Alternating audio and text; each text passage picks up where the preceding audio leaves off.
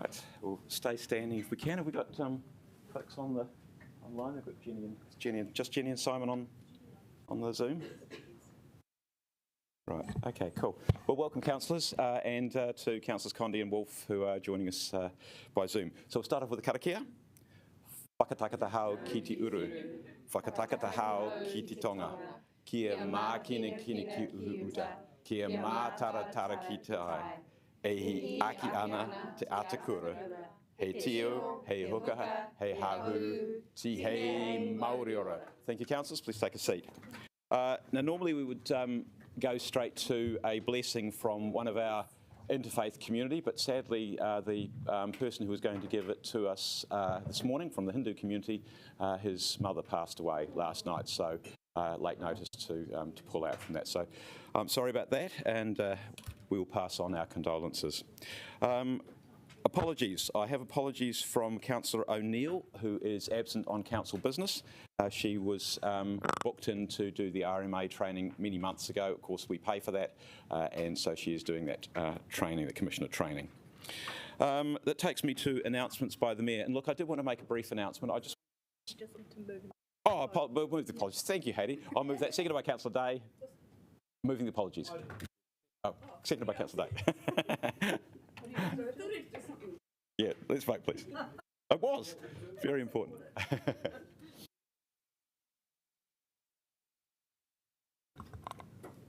Right. Councillors, I just wanted to make an announcement in two parts. The first one of those is... Councillor Young and Councillor Calvert haven't voted. Oh. Thank you. If I was sitting down, I'd be noticing that. Right. Thank you, councillors. We've got votes. Yeah, cool, done. Right, okay. Look, councillors, it's been an extraordinarily wet time in our city, and we've seen an enormous number of slips around our city. And I just wanted to make an announcement just to say I really want to pass on our gratitude to our team within Wellington City Council. I particularly think of Siobhan and Brad and their teams who have been very, very quick to respond to issues which have been raised with them, and obviously they are out working really, really hard on that. And to Wellington Water, yeah, and thank you for that, Councillor Calvert, yeah, Wellington Water as well and the work that they are doing, but also to the contractors. I mean, sometimes there will be people who say that, you know, we have to have everything, do everything ourselves, but our contractors have been out all times of day and night and all sorts of conditions, so I want to pay a very big tribute to them as well, particularly the folks from Downers and Fulton Hogan, but I think it's just, we are very grateful for the hard work that they do, have done and continue to do in our city. And the other thank you that I wanted to make at the moment is earlier this week, of course, we had a major protest march which went through our city. And there was a huge amount of great mahi which was done by the police and by our team working together. So the intelligence was that it would go well and that it would be disciplined and orderly, and it was. But you need to have the backup arrangements just in case anything had gone wrong and gone beyond the acceptable. It didn't, which is great, but it was really, really great to see the work which was being done between our police and the council team and making sure that we have plans in place and we were ready to respond in case of anything getting out of hand. So, councillors, just wanted to say a thank you to the people who do the around our city. Right, conflict of interest declarations, are there any? I see none. Confirmation of the minutes. I'm going to move that we approve the minutes of the meeting of the 6th of July, which of course is the meeting that we approved our submission on the Three Waters, but also really significantly approved our position on Let's Get Wellington Moving and the main parts of that. So I'm going to move that. Seconded by... I'll take the Deputy Mayor on this one. Okay, all those in favour, please put the green button, and those against the red.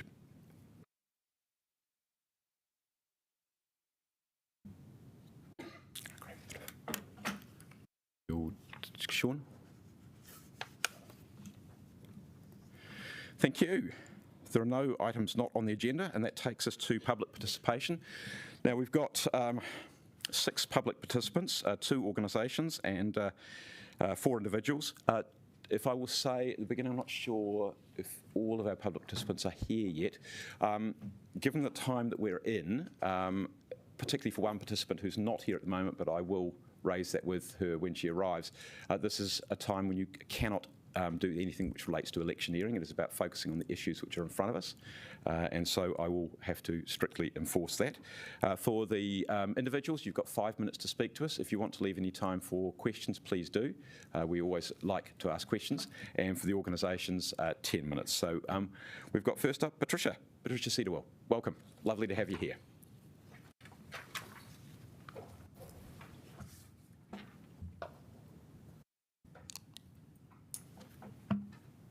Hello, my name is Patricia and I've lived in the eastern suburbs and have used the Shelley Bay area for recreation all of my life. As we all know, Shelley Bay Road is narrow, really a terrible road, but it is through a beautiful area. The proposed options to improve the road with better travel for all, but in the process, I fear we're going to destroy the greatest asset we have, which is the beautiful coastline. Over the years, we've destroyed so much of the natural coast of Wellington. This portion of coastline is pristine, and this is our last chance to protect it. The options that include separate cycle and pedestrian lanes are not feasible. The damage to the environment to widen the road into the sea would be horrific and would destroy the beauty of the bays alongside the road. Surely no one wants to see the equivalent of Cobham Drive with slabs of concrete fill on the side of the road, rather than the attractive rocky bays lined with flax and native bushes which we currently have. As I see it, there's three groups of people using the area regularly. There's the exercisers, the runners, the walkers, the cyclists, people driving through the area to access Seatoun, Shelley Bay and further around, and there's people actually using the beaches as a destination. I'm thinking today that I'm speaking basically about the people who are using it as a destination. Currently, there are not a lot of walkers around the peninsula. It's a very long walk. Runners use it, particularly in the summer, and of course cyclists bike around the peninsula. A lot of drivers use it as a scenic drive and in the summer to access Scorching Bay from the other side of the city. But the majority of people using the road are driving to a little bay to fish, to swim, dive, or just relax in the sun. In all the council documents, I find little mention of parking, and I am concerned today, is this road to become just a throughway, just somewhere to cycle through around the peninsula or to drive to the housing development? I find no mention of where all the people who currently drive to a little bay to swim or fish are going to park. Surely their right to continue to do this is no less important than those who wish to cycle around the peninsula or live on the peninsula. I've grown up in the eastern suburbs and raised a family in this area, and we've loved this amenity on our doorstep. On a summer's day, the Pōhutakawas are blooming and the people are picnicking and swimming at every safe little beach. It's a magical place. These people have all come from around the Wellington city, and cars are parked in little spots alongside the road. Having read all the options, I don't see how this can continue if the road is developed under the options proposed, where the emphasis is on cycleways and pedestrian walkways. In the winter, I often take my grandchildren and park at a bay for them to explore the rock pools, or in the summer for them to swim and kayak. This area gets the last of the sun and is one of the few, there's only two west-facing beaches in Wellington. There seems no provision for me to continue to use this area. I would be able to drive through the area or load the kids on the back of a bike, but I can't drive to a beach and park nearby. I feel this is a denial of my customary rights, something that I and my parents and even my grandparents did for over 150 years. I won't be able to access these beaches by walking or cycling to them from the Miramar cutting. These beaches are not easily accessible for general population other than by car. My other big concern is what happens to the Pōhutakawa trees that line the road and add to the beauty of the area. I'm sure Simon would have photographed them many a time. Are they protected? There's no mention of them anywhere. Or will they too be a victim of the desire to provide a safe road for cyclists and pedestrians?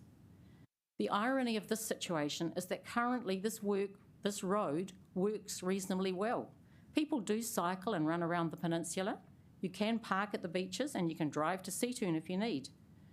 Because the road is tricky, people are careful and there is not a lot of accidents on this road.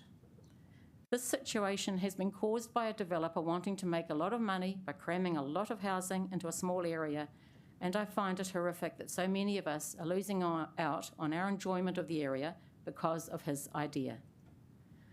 Finally, I'd like to ask this council to ensure that A, the beaches between Burnham Wharf and Shelley Bay are protected, and the rights of the ratepayers to continue to access these beaches are ensured, and that they will be able to park near the beaches. B, that the Pōhutakawa trees are protected. They add to the beauty and ambience of the area and must not be sacrificed. Residents can't chop down Pōhutakawa trees on their own property, so if the council were to allow this to happen, it would be very controversial. C, that if a pedestrian or cycleway is considered necessary, then it must be a shared one. Patricia, Can't have one on either Patricia, side of can the I road. get you to wind up shortly? I hear that you're almost there. Yeah, good. A boardwalk could be possibly considered as an option on the beach side, or even perhaps cut into the bank. I ask finally that the developer's upgrade of the road is constrained so that he is not allowed to rush in and chop trees or in any way destroy the environment before decisions are made. Thank you, and thank you for the opportunity to speak. Patricia, thank you, and thank you for bringing that voice to our decision making. Really appreciate it, and thank you for putting it so well. Thank you. Thank you. Time is up, so no time for questions. Okay, we have next Sarah Crawford. Sarah, welcome. You're very familiar to this table, so good to have you here.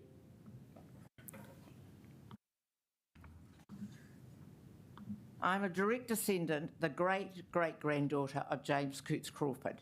He arrived here in 1838. He purchased the land which he called the Miramar Peninsula, and Miramar can be translated into behold the sea. In early Maori legends, which with some scientific support, said the peninsula was originally an island, Motu Karangi. My family have had a strong allegiance to Shelley Bay and the Miramar Peninsula for almost 200 years, and I have been directly involved in this development, which I do not want to go ahead through putting caveats on Shelley Bay. Shelley Bay is important to local residents and to us all living in the Greater Wellington area. Wellington is the capital city of New Zealand, and the iconic Miramar Peninsula and Shelley Bay Road had the opportunity to showcase that our council is guiding Wellington to become a sustainable city. The Miramar Peninsula should be treated with the same respect as Bastion Point. Historically, it has not been treated by local or central government, and this is well documented in the history of the Miramar Peninsula. In the past month, here and overseas, extreme weather conditions have made us all aware that climate change cannot be reputed. It is happening now and is well documented with evidence-based data. It has made us all sharpen our focus on protecting our environment, resilience and safety. The width of Shelley Bay Road is critical for safe recreation. Biking, pushing a buggy, picnicking, walking, a wheelchair, running, school educational opportunities and water sport. My concern that the road is, as proposed, is too narrow. The planned shared pathway is 1 to 1.5 metres shared pathway, which is actually not quite in agreement, but almost is. This needs to be 3 metres. Two-way traffic lanes are 6 metres. The other day, I was actually in the car, which I often are, all walking, and there was a mother and father and 2 young school-aged children. I had to slow down because they were both, the 4 of them were in front of me, and one little child wobbled into the middle of the road, and so did the other child. I couldn't pass them. I had to slow down, and also so they could continue enjoying the outside. That would all change. And as well, at the same time, the cars are getting bigger and bigger, requiring more road width. So we have obesity of the vehicle, which you may have not thought of, but they are taking up, encroaching on more space, and actually we are not giving more space to car width or length. Ironically, yesterday, Eastbourne Shared Path was opened to begin its work there. The shared path is to be 3 metres wide, so you can fit bikes, walkers and many walkers at once. Community feedback is for increased safety for walkers, cyclists as key outcome. In summary, the proposed development and access along Shelley Bay is entirely unsuitable and inadequate to cope with the increasing likely traffic, 13 years of heavy-duty construction with the impacts of sea level rise, and then the flow-on effect of the environment. So I think we all need to be thinking about that very carefully, not us as we are alive, but for our future generations when we're all dead in 100 years. That is very, very important. I would like to thank the Mayor, Andy Foster, the Deputy Mayor, Sarah Free, the councillors Iona Pannett, Shane Rush, Simon Wolfe and Malcolm Sparrow for having the insight to vote against the sale of Shelley Bay so it is protected for future generations of all New Zealanders. I'd like you to all reflect on that in your own lives and your lives projected forward for your children and your grandchildren and your great-grandchildren and all other people who are New Zealanders, wherever they come from in New Zealand. Thank you. Thank you, Sarah. There's just enough time for one question if anybody's got one. I see none. So, Sarah, thank you very much again. Very clear. Appreciate it. Okay, that takes us to the first of the organisations who are going to speak to us. Alan Brown, representing the Great Harbour Way Te Aranui o Pōneke Trust. And good to see you again. It's been a while. Thank you very much. The first time I actually addressed this group was in 2008 when we were attempting to start up the Great Harbour Way vision. And I'm so pleased to see that, how does this work?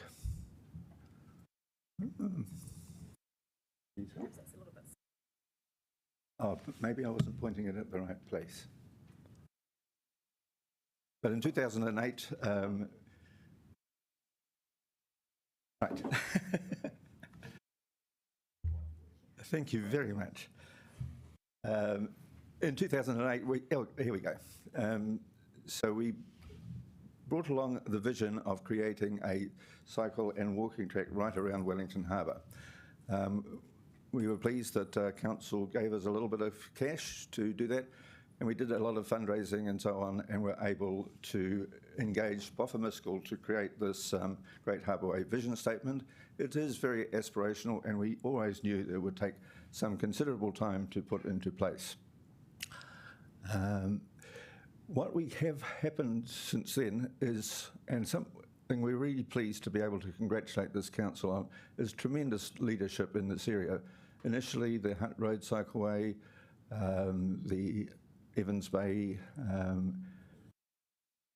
Oriental Bay and Point Jerningham, and most recently Te Ara Tupua. And so this vision that we had is starting to take place. So it's a wonderful time for us. But to come to the issue today, where the Shelley Bay section is under discussion. And so what we are seeing, this is three particular steps. The first one, of course, is what will be required to get the project underway, which is the consented upgrade. Now, we have read all the documents and we understand how council have got into this position, but it's not one we find comfortable or that we are pleased about. And so we have a lot of concerns. Our group, of course, is quite a wide church, and we have a lot of people with very strong views on this, and many of them are here today. But what we are agreed upon is that we really want a good long-term solution, and our proposals today are actually about the long-term vision rather than about how we get through this next little period. So everyone will have had a lot of conflict or concern about the safety aspects, and so they are given, and others have addressed that very well. What we note, though, is that if this proceeds, it won't actually increase, it'll probably decrease the amount of use from cyclists and walkers on that particular section. And the nature of the piece of work that's to be done, leaving the existing chip seal there, won't actually provide a good level of service for the sports cyclists. And we're really concerned that with the heavy traffic going over it over the period that remains there, that degradation of that service will take place, and it's unclear to us whether that's a council or a developer responsibility. The Shelley Bay Road is a interesting special character area. It is windy and narrow, and it has naturally lower speeds in comparison to the rest of the parts of the Great Harbour Way that have been done, where a separated cycle and walking facility is important. So in this case,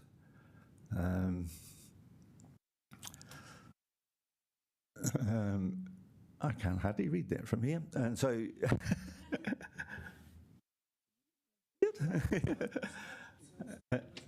right, and so a speed limitation is, so the quality of the surface and the speed are important issues for ensuring that cyclists, the speedy cyclists, the recreational cyclists, or the active cyclists, do continue to use the road.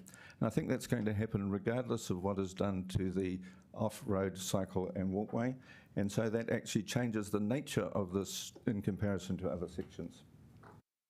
So we are in support of a speed limit, and we also recognise that the off-road walk and cycleway it needs to be appropriate for that location. The thing that we did notice in those reports is that there is money available, 2.4 million set aside, and that can be used in what are called the opportunity areas. When I look at that map, that looks like about half of the actual cycle area, the off-road area, could be upgraded to a good standard if that money is used widely, and we are very much in support of that, and we would like to know how we can help to make that happen. The second stage of this, I think, is going to be about how the people of Wellington feel about this. I suspect that the construction traffic and other things happening will make it feel like this is not part of Wellington for our city anymore.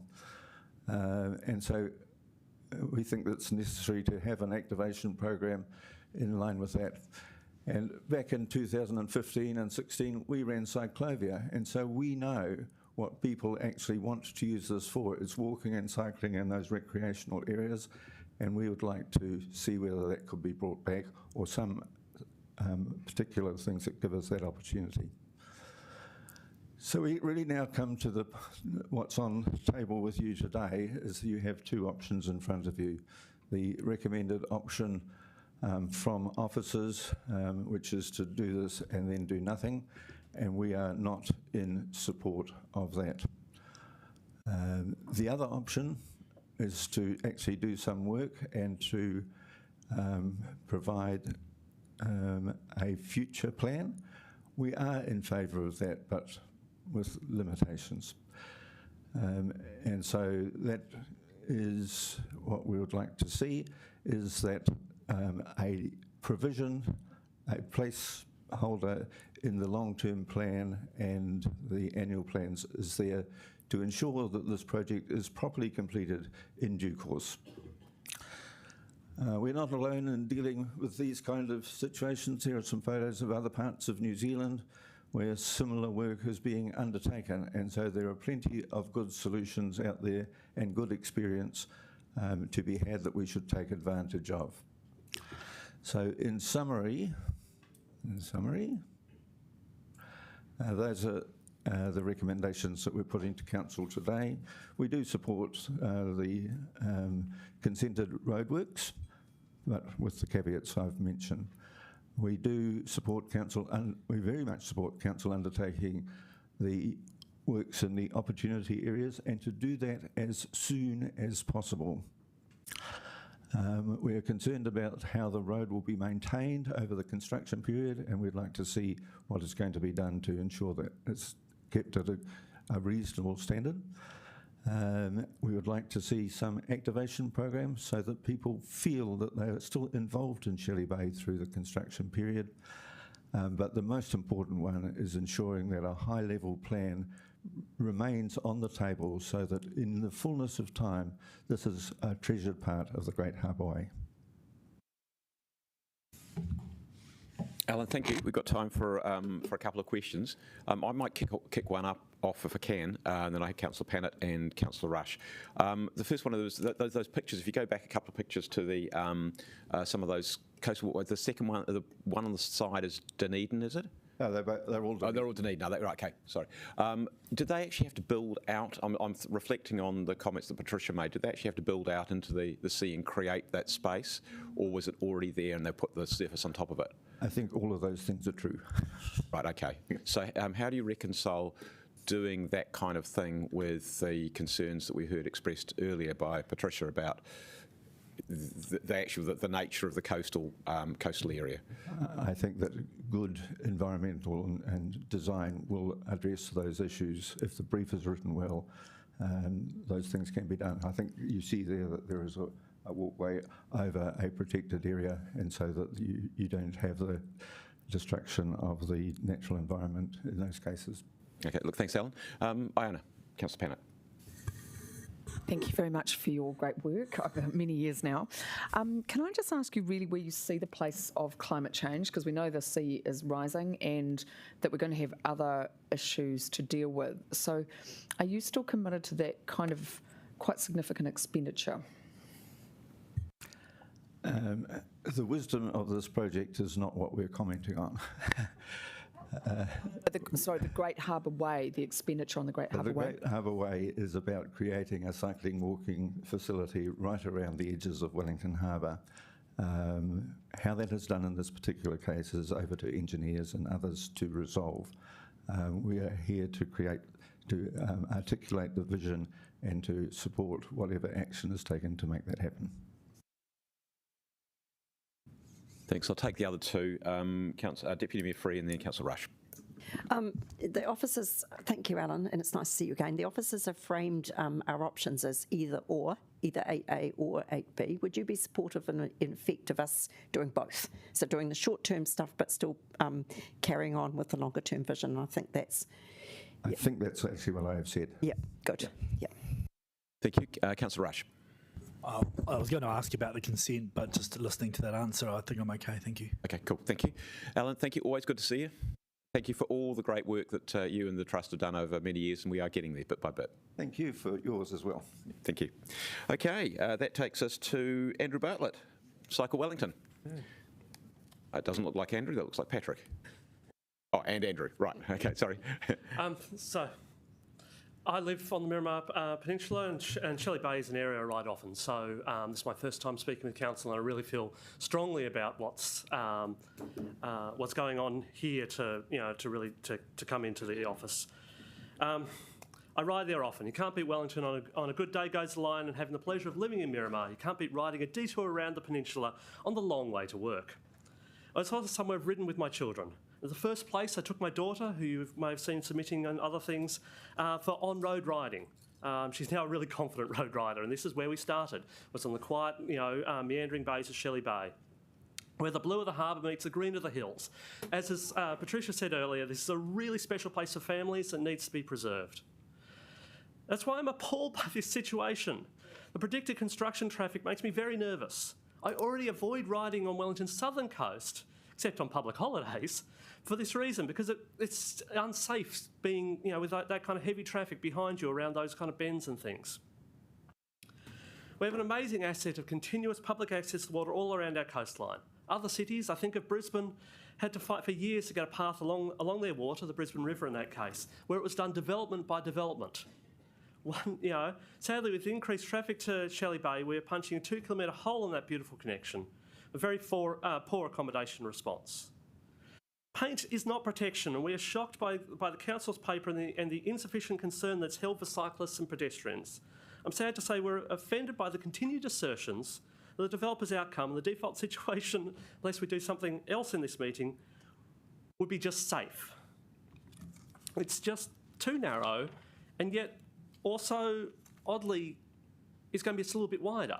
It will feel a little bit wider, and will, by having this extra flat cycleway on the side, which will actually increase speeds at points. But oddly, we can't support plans to go to a full, footpath, two-way cycleway, nice wide road either, because, like others have said, it would destroy what is special here, and also start down an incredible process of cutting into a hillside and onto the beaches. So it sucks. But Patrick was going to talk a little bit more about sort of where we might be able to do something.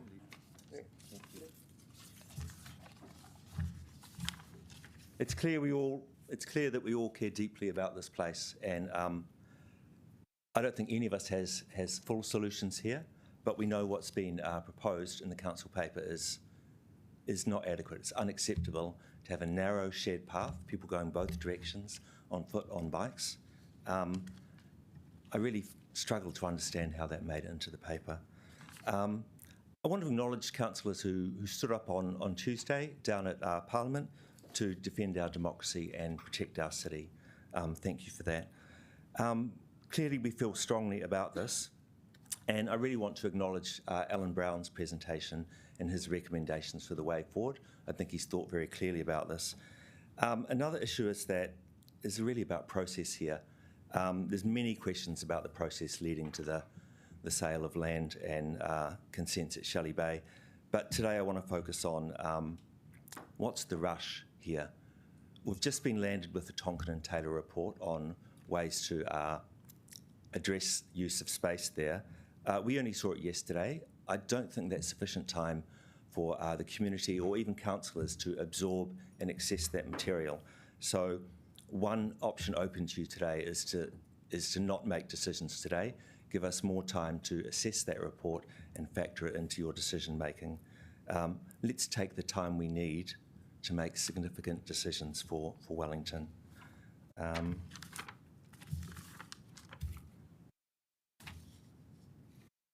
That's about it. Time for questions, councillors.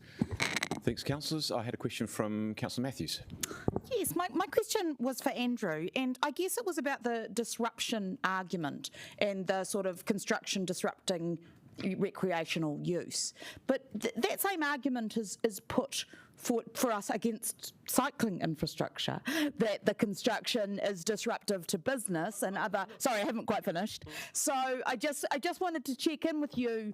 Is it not a thing that can be accommodated in a limited time frame in order to achieve a project? Because if we use that argument, we wouldn't do cycleways anywhere. It wasn't so much. I think our concern was that the finished product, as Patricia said at the start, will at the full width with the full cutting into the hills and the full and the size of the seawall disrupts the natural environment in which this is in. It's not the temporary building process. I wasn't so fussed about. I wasn't talking about that. I was talking about that what is people were really hoping for, which was that there'd be a good wide two-lane road that was also good, safe for drivers and a good separated space for cyclists and pedestrians, carves an incredibly wide space through that marine environment. So yeah, we'd love to be able to push for that and push for, look, spend money on cycleways is a thing we always get behind. I'm not sure this is where to be doing that. You did talk about the lack of safety being around behind heavy construction material. I don't say that we have a decent place to land. I don't say that there is any good option here, but that I don't think that you can. I don't think the building, the awesome standard that we would really like, is actually what we can actually, with our hands on our heart, say is the best for the city and for the place. I think we have to do things that maybe reduce the level of service for the motor vehicles that otherwise are accounted for, 6+ metres of that corridor. Other things that are within that don't go, okay, yikes, we've got to provide this, and then let's go into the sea and up the hill. I mean, I looked at the engineering report. They're all earthquake slipped and where they're earthquake prone, and and where they're not, we're just seeing them come down.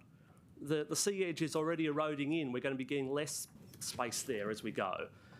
So anything will look like Point Jerringham. It will be big cut, massive seawall. And I have sympathy for those who want the bay still to be somewhere you can be.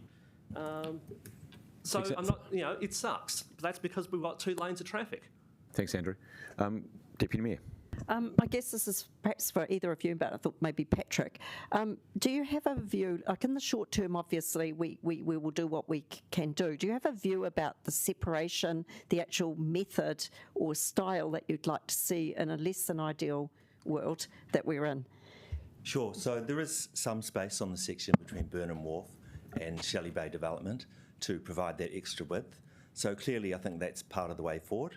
Again, haven't had time to fully assess the Tonkin and Taylor report to see where that's possible. Just picking up on what Andrew was saying, the section from Shelley Bay around to, say, Scorching Bay, one of the options going forward could be to make that a one-way road for traffic. That would mean not destroying beaches, not cutting into the hills, providing full access there. So that would be one option you could look forward to use that space better. Just in terms of costing to improve the corridor too, one of the suggestions from one of our members is a simple way to cover the cost is to apply a targeted terminating rate to generate the resources to improve that corridor from Burnham Wharf to Shelley Bay. There's precedence for that, I think, in Marsden Village that's been done before and would allow Wellingtonians to have an important new asset with the costs falling mainly on people who are benefiting from living in Shelley Bay. Thanks, Patrick. Councillor Rush. Thanks, Patrick. A couple of questions. The first one, there has been a bit of community interest in council in combination with the community and funders to buy out the project. Have you had any insights into where that's got to and how realistic it might be? Yeah, I mean, this is way above my pay grade, Sean. I don't move in that world, but I think it's a great question to be asked. Is that deals have been done. The court has found the consent is valid, the land sales are valid. So that's not really my area of expertise. But I do like the idea that could there be a better use for this part of Wellington rather than building an intensive development quite close to sea level that has such an impact on what's really a great asset for the city. Thanks for the question, Sean. Thanks for that answer. Can I quickly ask one more question, Patrick, which is within your pay grade? Yeah, go. So, I was going to ask one too. Where you go? Option B and option B in combination with option A is not funded. So right now, I'm sort of thinking to myself, can we get some funding for the next council thinking about, and would that come from the Cycleway budget? So we've got current projects, Island Bay, Botanical Gardens, Arrow Street, Newtown, Thorndon Quay. Where in that ranking would you see improvements in this corridor be? Sure. I mean, it's great to see the council's committed to Pōneke. This corridor is outside of that, so I would hate to see the Pōneke budget raided for an expensive solution here. I've outlined just before the idea of a targeted rate that could generate income. Yep. I also note that yesterday I was out at Eastbourne for the sod turning of Te Pura Horonuku. Through Waka Kotahi, the government put in 75% of the cost of developing that 4.4 kilometre path between Eastbourne and Point Howard. So some of that came from COVID response funding too. So let's not raid the Pōneke. Okay, that's good answer. Pōneke budget, Yep. and look elsewhere for that. Great. Okay, thank you. Thank you, councillors. Sorry, Patrick, just one question from me. Just because there have been suggestions of laying the paper on the table, but there's also, if you look at what is before us in terms of 8B, are there ways, because I mean basically that says officers going, we want you to do something, but we're not quite sure what it is, so we're not landing on an option. Yes. Is that an acceptable way forward in your books on the basis that clearly there's got to be a fair bit of work and we would probably require some further dialogue with stakeholders?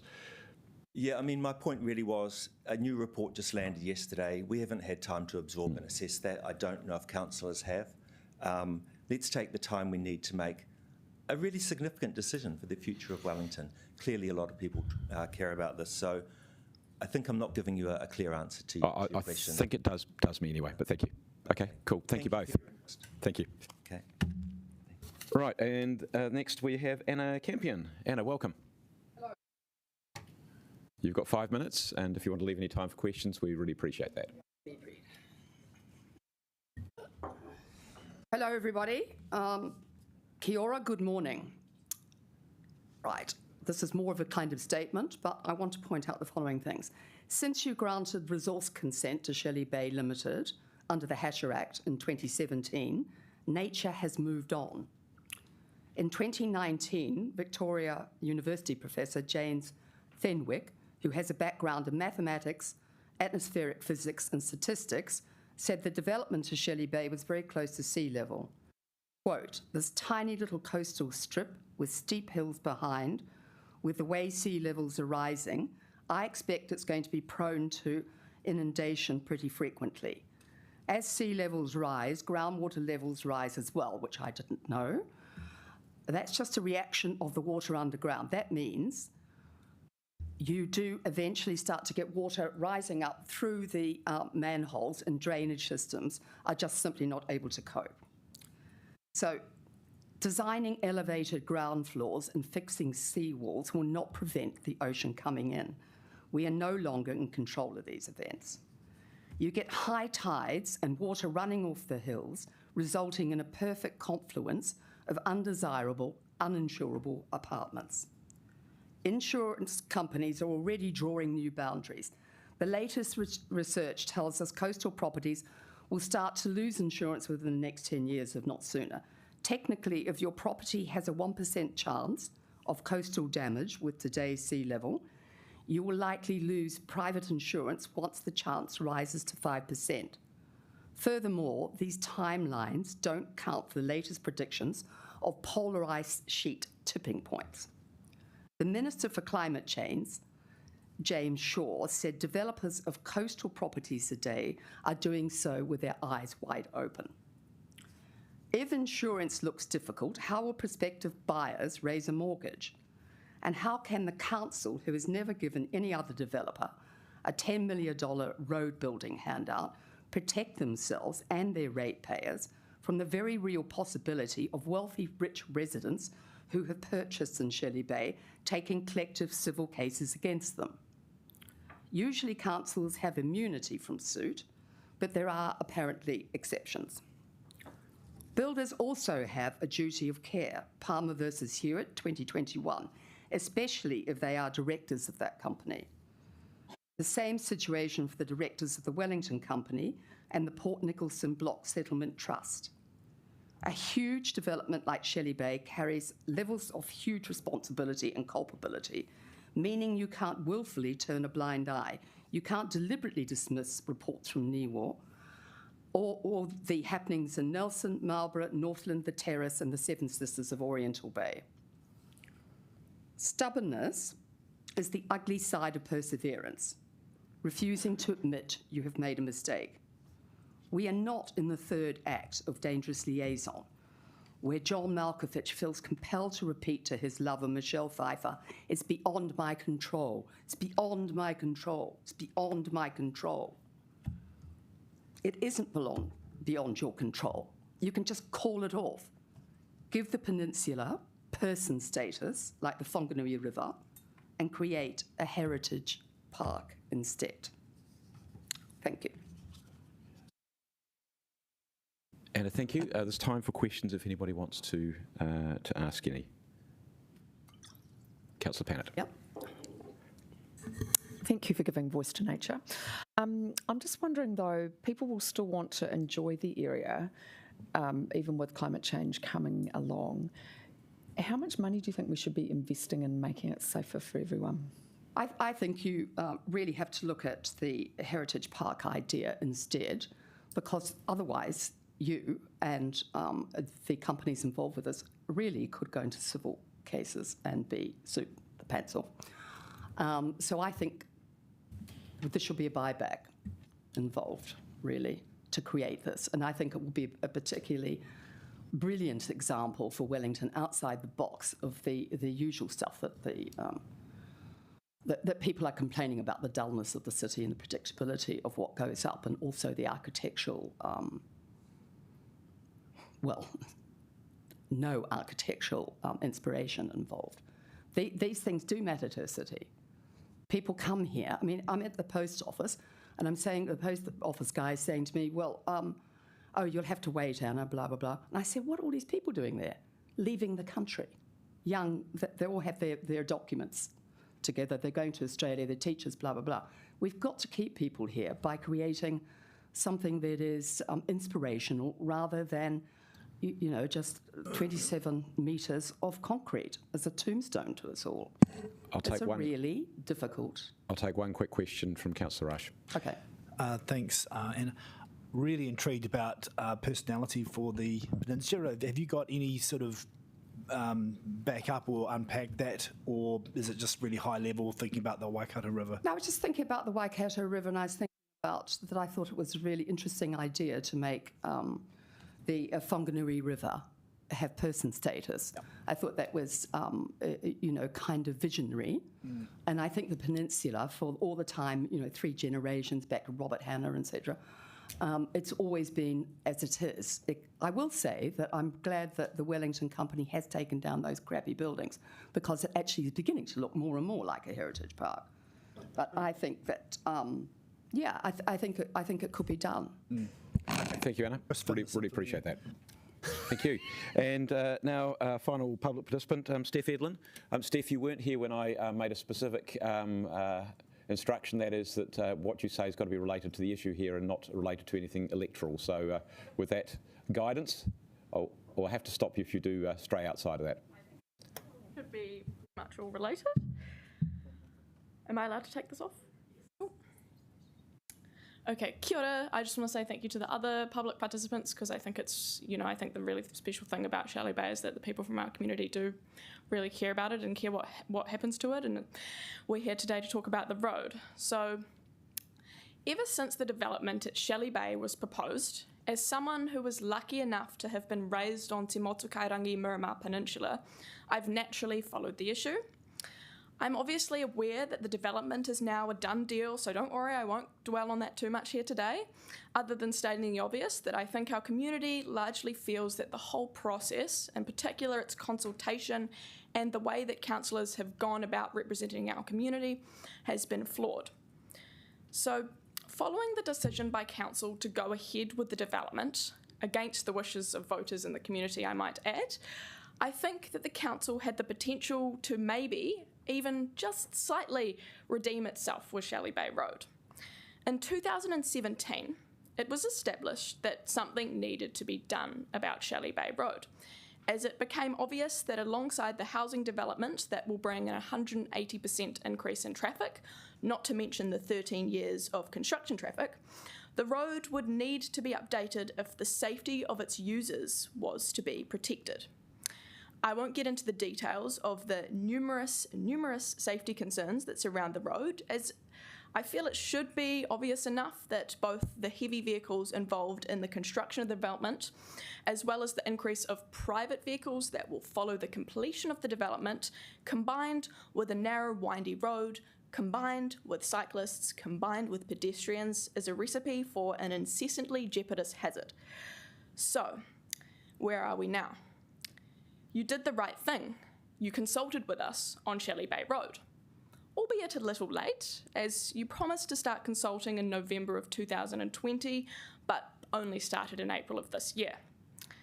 After consulting with us all, it naturally came back that we were all concerned about Shelley Bay Road, that we felt that there needed to be provisions to ensure that those of us who use the road would remain safe in doing so. Regardless of anyone's preferred option for the road, it came back that Wellingtonians, by and large, unquestionably value the amenity of the peninsula, of which Shelley Bay Road is obviously iconic. So that's great, right? You said you would consult with the community, and you did. So you've engaged with the community, they've told you that they love, use, and enjoy the area. Awesome. So what now? What are we going to do next? Oh, oops, seems like there's been a little bit of lack of foresight here, as it would appear that there actually isn't enough time to do anything about the road, because work on the development has already started. Nor, for that matter, is there enough money. Maybe it's all been spent on consultants. For 5 years, we have been telling you how important this is. And the issue isn't even that you didn't listen to us, because you did. The issue is that you listened to us and then chose to ignore what we'd told you. In my own consultation with the community, no flash consultants, just a free Google form, 2 questions I asked were, are you happy with the majority of decisions being made by council? And do you feel listened to by the council? The former of which, the responses were 69.6% who answered no, that they were not happy. 28% said that they were somewhere in the middle, and a whopping 2.5% proclaimed that yes, they were indeed happy. So, and for the latter, only 5% said they felt listened to by the Wellington City Council. So, this isn't just about a development, nor just about a road, or about how wildly unpopular Wellington City Council is. It's about a community, a city even, that is tired of this, tired of the false promises, tired of the utterly futile consultations,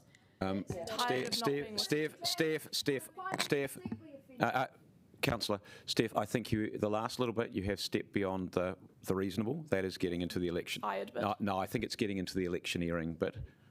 Yeah, the former bit was fine. Okay. But I think, yeah. That's fine. Yeah. Any questions? Cool. Thank you. Are there any questions, councillors? Thank you for listening. Oh, sorry. Councillor Rush, one question. Yes, so Steph, what's the solution for us today? Well, I think this is there's a positive outcome that could be had here, because obviously, you know, it is being stretched a bit far. There is obviously concerns with, you know, it's a tough situation. What do we really do here? But I think I would like to see that there will be a further investigation of what can be done with the road, because I know that, you know, we can't start doing anything right now. Obviously, the time and money thing is a big issue. So I think out of today's meeting or in the future, I'd like to see promise by council to investigate it further under the fact that they would actually do something about that after it's been investigated further, so that there would be a solution proposed after it's been investigated further, and that there would be funding allocated for that would have to come out of other budgets, I'm aware. But yeah. Thank you. Thank you for Thanks very much. Right, councillors, that's the end of the public participation. I'm looking at the time, and I think what we will do is we'll knock off the first paper, which should take us about 2 seconds flat, I hope. I'm conscious that a number of councillors have left the room, but I don't think this is particularly... Should we adjourn for morning tea now? Yeah, look, I think we'll do that. Okay, we'll take a break for morning tea, which is there, so we'll come back at, should we say, excuse me, 22 or quarter to? 22. Morning tea. Well, it's just we've got several councillors who are out of the room at the moment.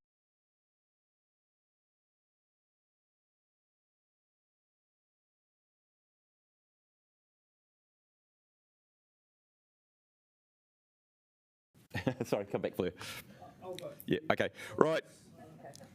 On the basis that it's, people are happy with that, I don't think there's any need for officers to present there. The paper's really, really clear. So I'm going to move it. Seconded by Councillor Deputy Mayor. Is there any debate? No? Okay. Let's vote. Yeah.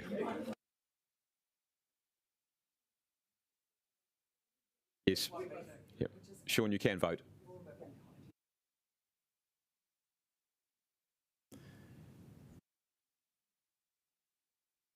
Done. Cool. Thank you. Okay, councillors, we'll take a break. Do you want 22 or quarter to? No, look, I'll take the break. Okay. Okay. Yep.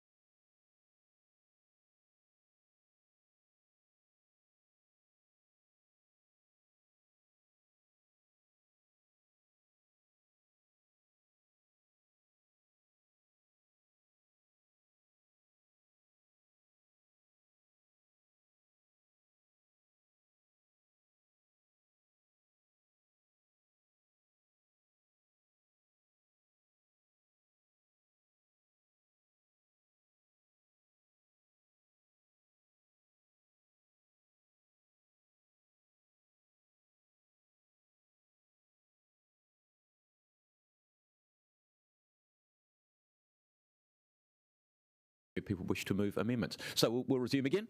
Liam, in your hands. Kia ora tātou councillors, staff and members of the gallery. We're going to take the paper as read. So we've got obviously a lot to get through today, but I do want to make some opening remarks. It hasn't been the easiest of processes, this work. It started back in 2017. There's been obviously various legal challenges, and of course the execution of the DA, the development agreement, is quite detailed and very, very complex. So I want to thank you all for your patience to get to where we are today. I want to thank my team in particular, and Beth and Moana in particular, who's not well and at home today but listening in, and hopefully may be able to help answer questions as well. The officers, when we've been undertaking this work, are fully aware of the jewel that is Te Motu Kairangi. It's been utmost in our thinking and our planning and our doing in regards to how this service level is being discussed and designed for the road, and I wanted to make that absolutely clear up front. It's been front of mind. We do have to accept, of course, that the reality is we're dealing with a very constrained road corridor right against a cliff edge, and of course with the Moana, the sea, right by the other side of it. So that limits our options and what we can do. So we've got before you today two options, high-level directions, if you like. And the first, of course, is to progress within the existing road corridor, meaning that consented design that the developer has will be delivered following a series of program improvements using that capital funding that we have, that 2.4 that's allocated in the LTP to be used. The second is to, of course, widen the road, and that meets the objectives, of course, of no doubt council and a number of the public submitters today. But of course, it's huge cost. It's got a longer time frame and quite a significant program of works that sits behind it. And we haven't budgeted for it yet, nor prepared the work programs. Now, as you know, we are recommending the first option, to let the consented design proceed, and where we can, follow up with some program of improvements to the tune of 2.4 million in CapEx. It's important to note that in 2019, the panel of independent commissioners deemed that the consented design was sufficiently safe, and today isn't actually about safety, it's about the decision on the service level you might like to choose for the road, and importantly providing for that recreational access. Now, if agreed with our recommendation, we'll go away and see what else we can do. We're going to look at things like transport mode, shift opportunities, enhanced opportunities for recreation, pausing spaces for the community, generally contributions towards the consented road that enhance it. We've got to do that carefully, of course, because the resource consent is in play, and we'll do our best, as always, to manage the risk. The important thing is, I suppose, from a future point of view, none of it precludes the upgrades that has been discussed about today from some of the submissions. That is a future that council can decide upon. And it may not be this council, it may be the subsequent council, but it's certainly not off the table in that regard. So we are looking for a decision today. We meet every Friday morning on this project, and there's a collection of integrated team members across the business just trying to manage the DA and manage the reporting back to council. That is exhausting, but the mahi is loved, as it always is. Yeah, and so we're, we want to make sure that it's a balanced and good outcome for both the community within the resources and decisions you've made for us, and ready to take your partai. Kia ora. Questions for Liam? I've got Councillors Day, Condi, Young. I've got a couple, so let's kick off. Councillor Day. Yes, so my question, thank you, and I just want to begin by thanking you for meeting every Friday about this. That is a good test of resilience and perseverance, so yeah, thank you. So my question's around the consultation. So we heard this morning from a submitter that their perception is that the consultation's delayed, it's been put off, but I understand that there are reasons why we couldn't consult earlier than we did, and I'm just wondering if you can explain that. Yes, certainly, Councillor. So there was a pause period during last year following the decisions that were made earlier in 2020 and then kicking off again. But in effect, what we wanted to do was close out the development agreement because that had implications for how and what we engaged on in regards to the road. And I understand that the court proceedings at points made it that we couldn't discuss that publicly. Is that correct? Or? Yep, there was challenges in that regard as well. Thank you. Thanks, Councillor Day. Councillor Condi. Thank you, and thanks, Liam, for your introduction. I'm just really interested in the staff capacity to deliver on this work, and in particular, following up from Deputy Mayor's question to one of our submitters about staff's capacity to deliver both option A, which is delivering the consented design plus some minor improvements as soon as possible, as well as progressing work on option B, which is the longer term design options, which may include widening the road or may include simply allocating more space to active modes within the road corridor. Can you talk about staff capacity? Sure. Through you, Your Worship. On A, as you can see, we're recommending to utilise the capital expenditure, the 2.4, to help augment the consented road. That allows us capacity because once we've developed some of the designs and the intervention options, we can go ahead and do it. So that's part of the current LTP as an adopted budget. B is a problem, of course, because it's not a priority for council. It's certainly not in our Pōneke timeframes. It's not a primary arterial route. We absolutely acknowledge its recreational significance to the city, but it's certainly not high on the priority list and therefore doesn't have any capacity or budget attached to it. Thanks. And just to follow up on that, if we wanted you to progress both of those at the same time, where would the staff capacity come from? What would be the consequences of that? Oh, of course, yes. Through Your Worship. So that's just switching off something else we're doing. So we'd have to down tools in another job. It'll be probably in the area of the primary arterial network. Some of the transformational work through Paul Barker's team would have to stop one of the designs of our primary network. Thanks. And then I guess my follow-up question to that is, when would we have the capacity to kind of advance that longer-term option design work without having to down tools on something else? Through you, Chair, can I just comment? Sure. I think you need to clearly understand that we don't have the resources currently to undertake the big picture planning for the Great Harbour Way. Your first opportunity to consider the budget for that would be next annual plan. And we would also need to understand the scope of that work to properly estimate the resources necessary. Thanks, Barbara. Finally, I wanted to ask about the delivery of the minor improvements. Are we going to be able to deliver some of those at the same time as the developers upgrade to minimise rework?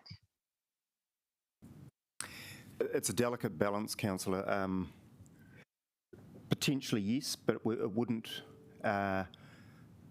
We could say yes more firmly, but once the detail of what the developer's doing and what we landed on could be aligned. So, for example, getting down to practicalities, it wouldn't make sense that if in a narrow section of the road that that the developer had to do a full resell, for example, across a section of it, we wouldn't artificially have a boundary on the edge of that road and then come along with another half metre of seal. It would just make practical sense that you would align what we would do, and so that would need to sit outside a conversation agreement with the developer later. It does present difficulties around if there was some failure of the road for whatever reason, for example, how you would apportion risk if we didn't do it that way. Thanks, Phil. That's all. Just so you know, I've got Councillors Young, Wolf, Rush, Fitzsimons and myself. Councillor Young. So just wondering about how feasible it would be to make the road one way, because as someone who's not a traffic engineer, but I do know the road well, Councillor Matthews, who thinks I don't know anything outside Lambton. I mean, it just seems like if we made it one way, that would solve a lot of the problems.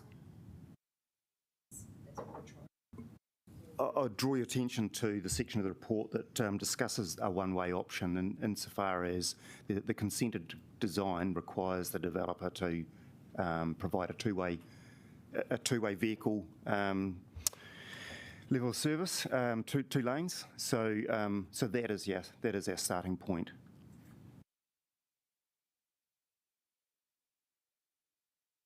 Correct.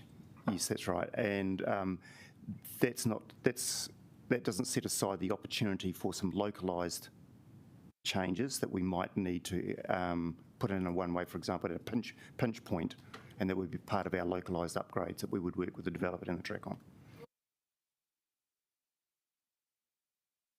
How would it work if it went one way from Seaturn to Shelley Bay and then became two-way? Because or is the developer committed to making two-way the whole way around? No, I'm not. straying outside my lane there, Councillor. I'm not a traffic engineer. All right.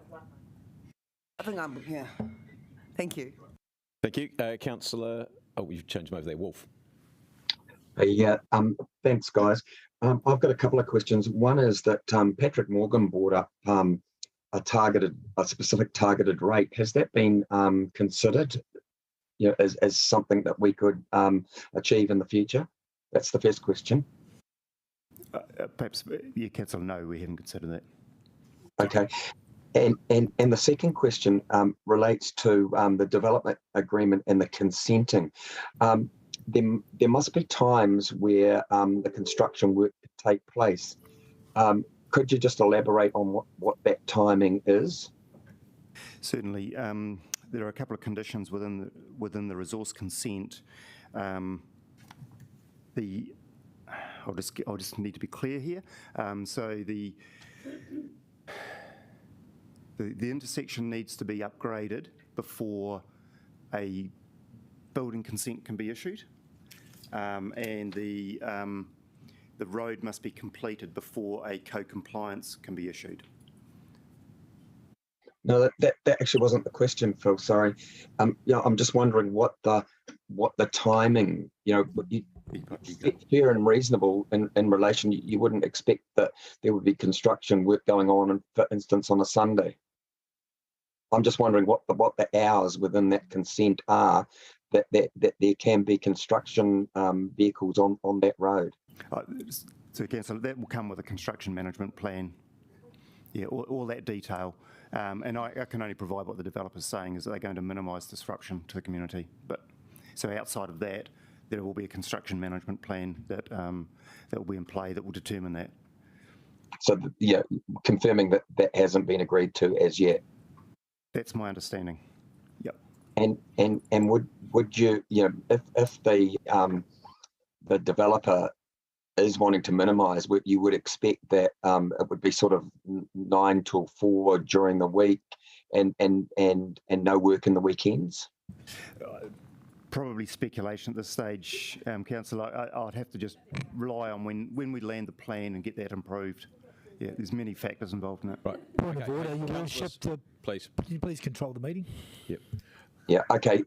Thanks very much, Thanks, Phil. Councillor Wolf. Councillor Rush.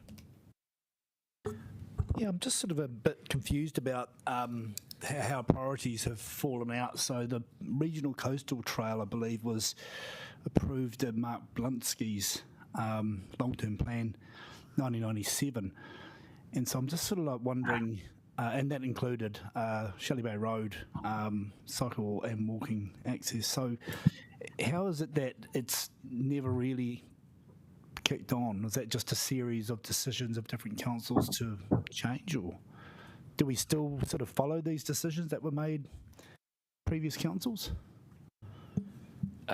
Through your worship, I'd have to call on maybe Moana if she's listening. It's before my time, unfortunately, on where the priority of the Great Harbour Way sits within our strategy to roll out cycleways and pedestrianisation of the city, but I'm not clear myself, so I'd have to ask for assistance from officers. I'm not aware of Mark Blumsky's initiative. What I do know is in terms of the Great Harbour Way, that hasn't been formally agreed to by council. In fact, it was only really this resolution that council agreed to work towards aspirations of the Great Harbour Way. We'd have to go back and look at Mr. Blumsky's initiative, but obviously as a general rule, if council makes a decision, we abide by it unless a subsequent council changes that decision. Okay, well, I can read it in front of me for reference. Develop the Round the Bays recreational scenic route for walkers, joggers, cyclists, blah, blah, blah. Developing a Miramar Peninsula, Shelley Bay recreational area, etc., etc. It's part of the regional coastal trail, so that's all. But yeah, I mean, whatever happened to it has been signed to history. If you send that through to us, Councillor, that would be helpful. Thanks, Councillor Rush. No, I think at some point in time we must have adopted the vision of the Great Harbour Way, but I couldn't remember when. Councillor Fitzsimons. Yeah, Liam, I just want to pick up on a question you gave in response to Councillor Condi, where you said that you'd need to down tools and that the work there would be an impact on the work in Paul Barker's team. And I just want to be clear, that's not as a result of a decision that would be made today. And if that were to happen, it would need to come back to council with a decision. And all we're doing is setting up a process by Deputy Mayor Free's amendment. Isn't that correct? Yeah, that's correct. Thank you. Councillor Foon. I always let everyone else go first. Kia ora. So yeah, just actually one of the questions from one of the participants around the existing trees. Good. Can we just get a rough clarification on if we're considering losing any of those? Yeah, so that was through your worship, a question from public participation. I mean, look, in normal circumstances, and certainly this is how council operates more generally, in any trees in an esplanade or road reserve we try to protect, unless of course they're going to drop a limb on the road or the footpath, where we can, we assess that via our arborist team. So in the instance where these interventions and these opportunity sites trees are our first principle, we will look to maintain them where appropriate, indeed avoid any disturbance to them. So we'll take that on board as we normally would do through our landscape design team. Right, kia ora, I've got a couple more. Go for it. Yep. So just on paragraph 46, there are options there, and I think this may be relating a little bit more to the amendment but I would want to understand this anyway. Could we achieve 46, some of the options in 46 within the resource consent or the process going forward? So the short-term process within the budget allocated? And then the follow-on question from that was, if we could not achieve some of those options, what would be the process to obtain more budget if it was needed to make sure the road followed the principles we were after? So, Councillor, so to your first question, the simple answer is yes.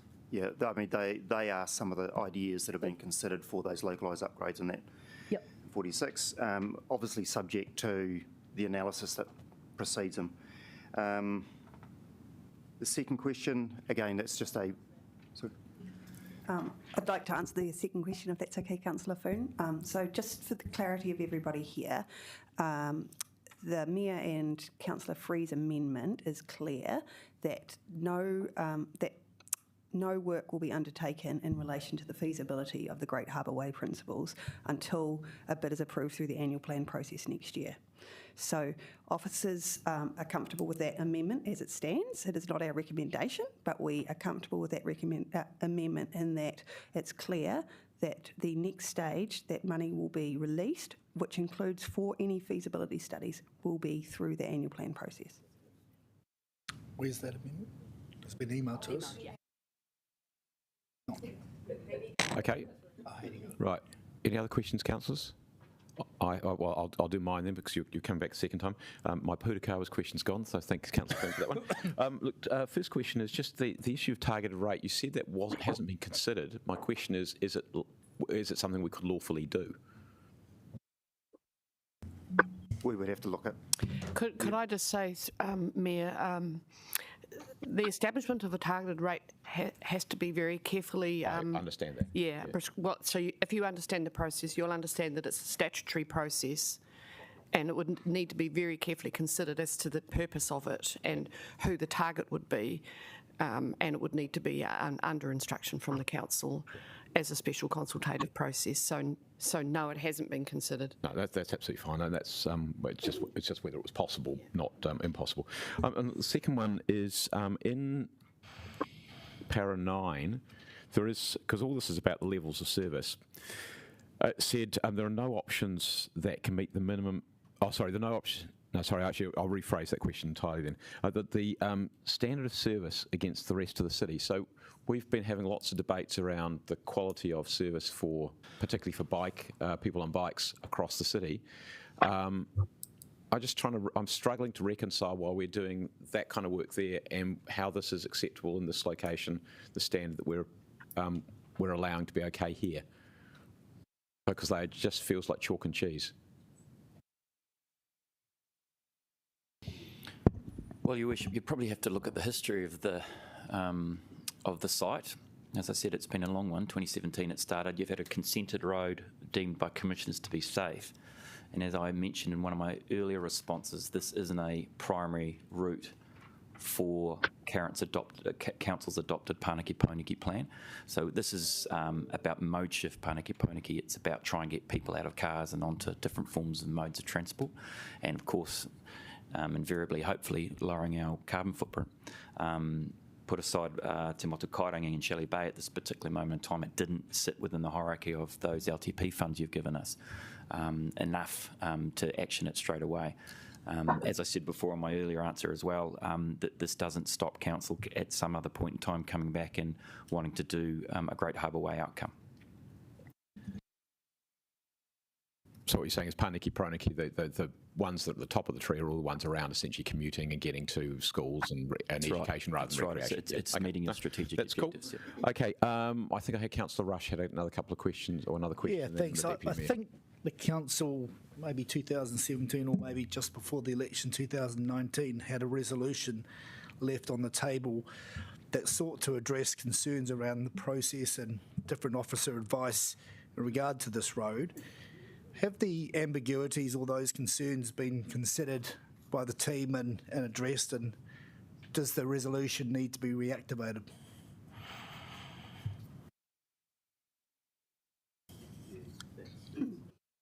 Councillor Rush.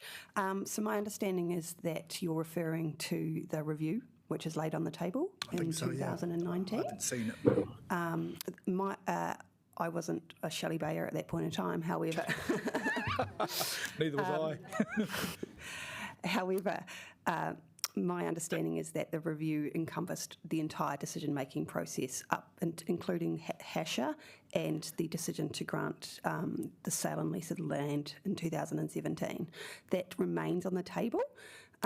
It wasn't specific to the road, so in relation to the road, the work we have done relates to the resolution made in 2017, and that has formed the parameters of the work we have done. Okay. What would be the process for that to be brought back to life, if you like, if at all? I would need some advice from DEM Services, but I believe it would be through a notice of motion. Right. Haven't done one of those for a while. Okay, I'm going to move on. Deputy Mayor? Yeah. Councillors? So I will be, as has been signalled, I will be moving this paper with some amendments, but there are some other amendments that I'm not moving that I'd just like some advice on.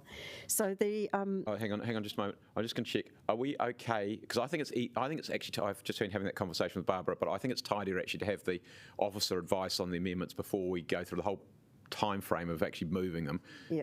If you're okay with that, cool. Okay. Well, let's do that. Have we got all the amendments? Sorry, can I just check? Are they not substantive now? Or? No, not the blue ones. We're not. But not the blue ones. Can I just check? Have we got all the amendments that anybody is proposing moving on this sheet of paper now? Yes. Yes. Okay. So let's do that because it means that we don't have to have the officers come back to the table halfway through a debate. Yeah. Okay. Cool. So I think actually it has been quite a tidy process being able to see in advance what's likely to be coming up. So I am quite interested in advice on the temporary improvements that can be made to improve the safety of the road through closure. And is that something that we can direct you? I would just like some advice on this amendment, E. Two options. Okay. So it's not. Yep. Okay, options for safety and options to close it off. But you've got them, but you have got them in the same amendment. So advice, please, if I may. Councillor, I'm just not clear what the question is there or the advice on which particular part. Yeah. So it's more about the closing off. I'm reasonably comfortable that you could be trusted or let loose on finding some safety improvements. I don't need advice on that. I know you're very good at that kind of thing. Is it actually practically possible at the moment for us to know whether we could close it off, given that we don't know the conditions of the developers? So we have an existing mechanism through which we can close a road on a temporary basis. So I'm unclear as to what the proposal here is, whether it's more than just a temporary closure, or is it indicate just a temporary closures? Maybe. No, Councillor, no, you can't. Yeah. Right. Just before you get your go, I'll just finish with the other one, which is around the sea level rise. Have we got other ways in which we're getting this information about the impacts of sea level rise on this project? Or would this, and I suppose that's a question for Alison, and she's probably not here. Mayor, through you, I'll comment on F in front of you, which for the purpose of people listening, there's a suggested amendment. Agree that as part of the work, that comprehensive advice will be provided about the impacts of sea level rise on the project and how best to mitigate any issues. Well, first of all, these are issues that have been considered through the consenting process, and we are now in the process of implementation. So I don't think that this amendment is within the scope of the decision being made today. And can I just comment on Amendment E, which is directing officers to explore temporary improvements that could be made to improve the safety of the road, as well as options to close it off at various times of the year through the traffic resolution process. I don't understand what that amendment is trying to achieve, but we need to remember that we have an upgrade or a project that has been deemed to be safe, and of course, if at any other time operationally we needed to put in a temporary closure for reasons of safety, we would do that, and that would be an operational decision. Thank you. I'm going to take Councillor Calvert next because she hasn't asked a question yet. And then I'll take the others who have, and then I think we can get on to debate. Oh, sorry, hang on. We've also got, just make sure you cover anything that relates to the amendments too. Yep. Okay. Yep, where you go. Yep. Okay, thank you. No, it's really just about the new 8A, and officers, I believe, support 8A. The new one. The new 8A, is that right? We're comfortable with the You're new comfortable. Can you just, from your perspective, it's probably the last sentence that's been added in 8A that the WCC work will prioritise active transport modes. So is that something additional, or do you see that something additional, or do you see that as part of the Shelley Bay upgrade in terms of the consented design? Because I'm just trying to work out how it's worded, whether it's two separate bits or it's, yeah. So, Councillor, yes, it is additional, and it reflects the sentiment that from the community that the consented design doesn't deliver the level of support for active modes that we could otherwise achieve on a localised basis. So how does this impact on the consented design, though? Because I'm just worried that we've got two things happening in this amendment. Because I suppose I'm looking for assurance that if we approve this amendment, that we are actually we're not going to stymie the consented design and the road being done, but acknowledging that will be additional work on top of that, so I'm just trying to see clarity rather than, because where I see it worded, I'm not sure whether it's... I'm very happy to clarify. So yeah. Just to be absolutely clear, if you choose option A, the consented design work will progress, and we anticipate that will progress quite quickly. Right. Any additional work which is funded by WCC, which is, we do have the $2.4 million CapEx that can be used, will be used for the localised upgrades, which in effect will prioritise pedestrian cycleways to the extent that we can within the existing road corridor. Now, we need to be very careful the way that is done, and there will be implications and considerations that have to be taken into account with the developer's road work and the work that we would do as part of that $2.4 million. But essentially, the consented design will progress, and that would progress first, whilst design work was continuing for the $2.4 million. Do you think it would be worthwhile just making that a bit clearer in the amendment? Because it's almost, I don't know, and I know Deputy Mayor's moving it, and we may have a little break at some point, but I suppose I'm just looking for, who knows, we'll be around this table in a few months' time, and whether it's actually quite clear that we're going ahead. I think you might want to ask a meaning of the motion question of the mover when she moves it. Okay. Let's. I'm going to take Councillor Pannett, who hasn't asked a question, and appeal to the other four who are on that list to make their questions quick. Thank you for your work. Look, the reason I put F in is that I want to be assured that staff are taking into account the latest scientific advice on sea level rise, given that process is now escalating. So could you give me... We know you're a denier. Could you just confirm that you are constantly looking at that advice and looking, of course, what's going on in the world as well around the extreme weather events? Yeah, through you, Mr. Chairman. Look, we are, through Alison's team and the consenting officers, all the science relating to the district plan, the proposed district plan that's out for consultation is the latest and best in regards to sea level rise, and all of those floor level heights and matters relating to flooding are all programmed in through the Wellington water conditions that are put on resource consents. So in this particular instance, the consent's been issued. I don't have the levels that were applied at the time, but I'm sure they have taken on board sea level rise. I'm not sure what else I can say. So the question then is that, are you going to make sure that any advice is updated when you come back, particularly with the work to progress the Great Harbour Way if that amendment goes through? It's not about the development, it's about the road. So, Councillor Pannett, I can answer that in terms of the actual project work itself. So where we're putting seawalls in, we have a current design standard which designs and accommodates sea level rise. So, and that 1 metre.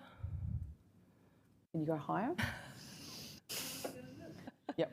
Okay. So that's our current standard based on latest advice. Okay, moving on. Yeah, and the level of humour around sea level rise is a little bit terrifying. Councillor, the only challenge you're going to have is keep... Councillor. Other question is, so look, I brought up E because of the temporary improvements through the traffic management process. We've had issues with transitional cycleways as a result of questions from the cycling community and whether that can be done. Now, that might need to be done next year. I get that you need some more funding. And then the options to close Councillor, it off. are you asking a question? Yeah. So I'm just saying, can that be done? Through Mr. Chairman, no, we don't support this suggested amendment. Now that we have a bit more clarity, we've got a program of works adopted through the LTP that we're rolling out, both transitional and transformational cycleway programs, and this isn't on our work timetable. So you oppose trying to make it a bit safer? Councillor, I don't think that's a fair question. Well, no, it is. No, Councillor, no, that's not a fair question. Well, the road is safe. It's a consented road. No. Councillor, I'm going to move on. Okay, and then the last question. Sorry. It is actually a serious question. Yeah, Your Worship, I was just going to say I felt I had answered that question earlier on. And then the options to close it off at various times of the year, again, that was asked from the cycling community just around, and again, the wording is included as well as options to look at that for, it might be festival times, it might be once a month. Councillor, I think you've had that answer, and obviously roads are able to be closed off for events, etc., and that does happen all over the city. But I would like a planned program. Is that possible to do that? Well, through you, Mr. Chairman, that's what I was commenting on. We don't have capacity to do a planned program, but I think Mr. Becker answered your earlier question about from time to time we do close the road for events. Exactly right. Councillor Wolfe, if we can be quick, please. Yep. Okay. In 2017, Chris Kelby-Freeman put an amendment to cap at 10 million. Does that 2.4 million come out of that 10?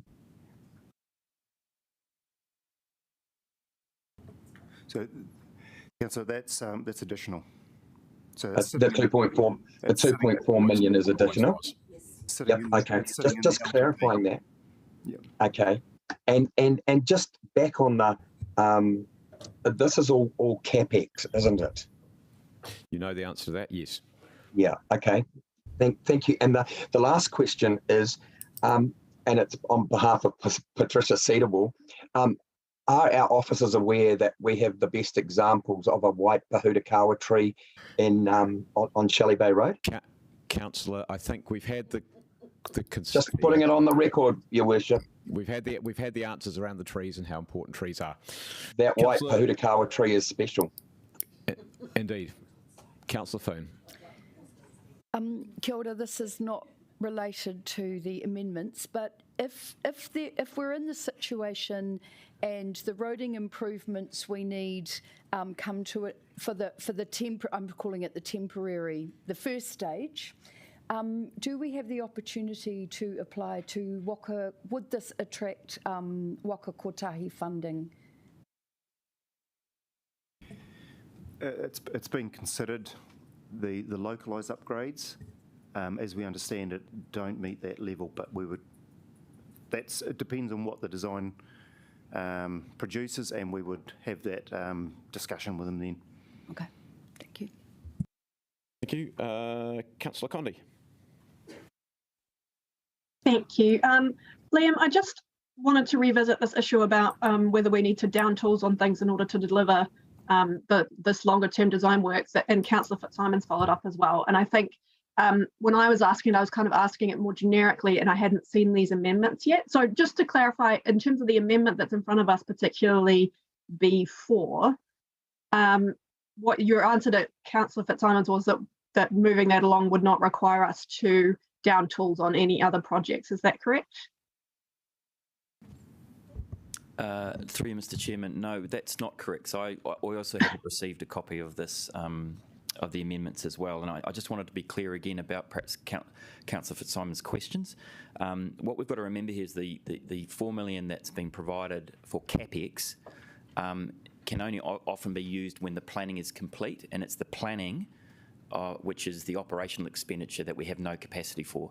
So we got detailed design work done, but if we were to, for example, start a brand new process, well, that's something that would have to be properly resourced, if I understand the question. Through you, Mayor.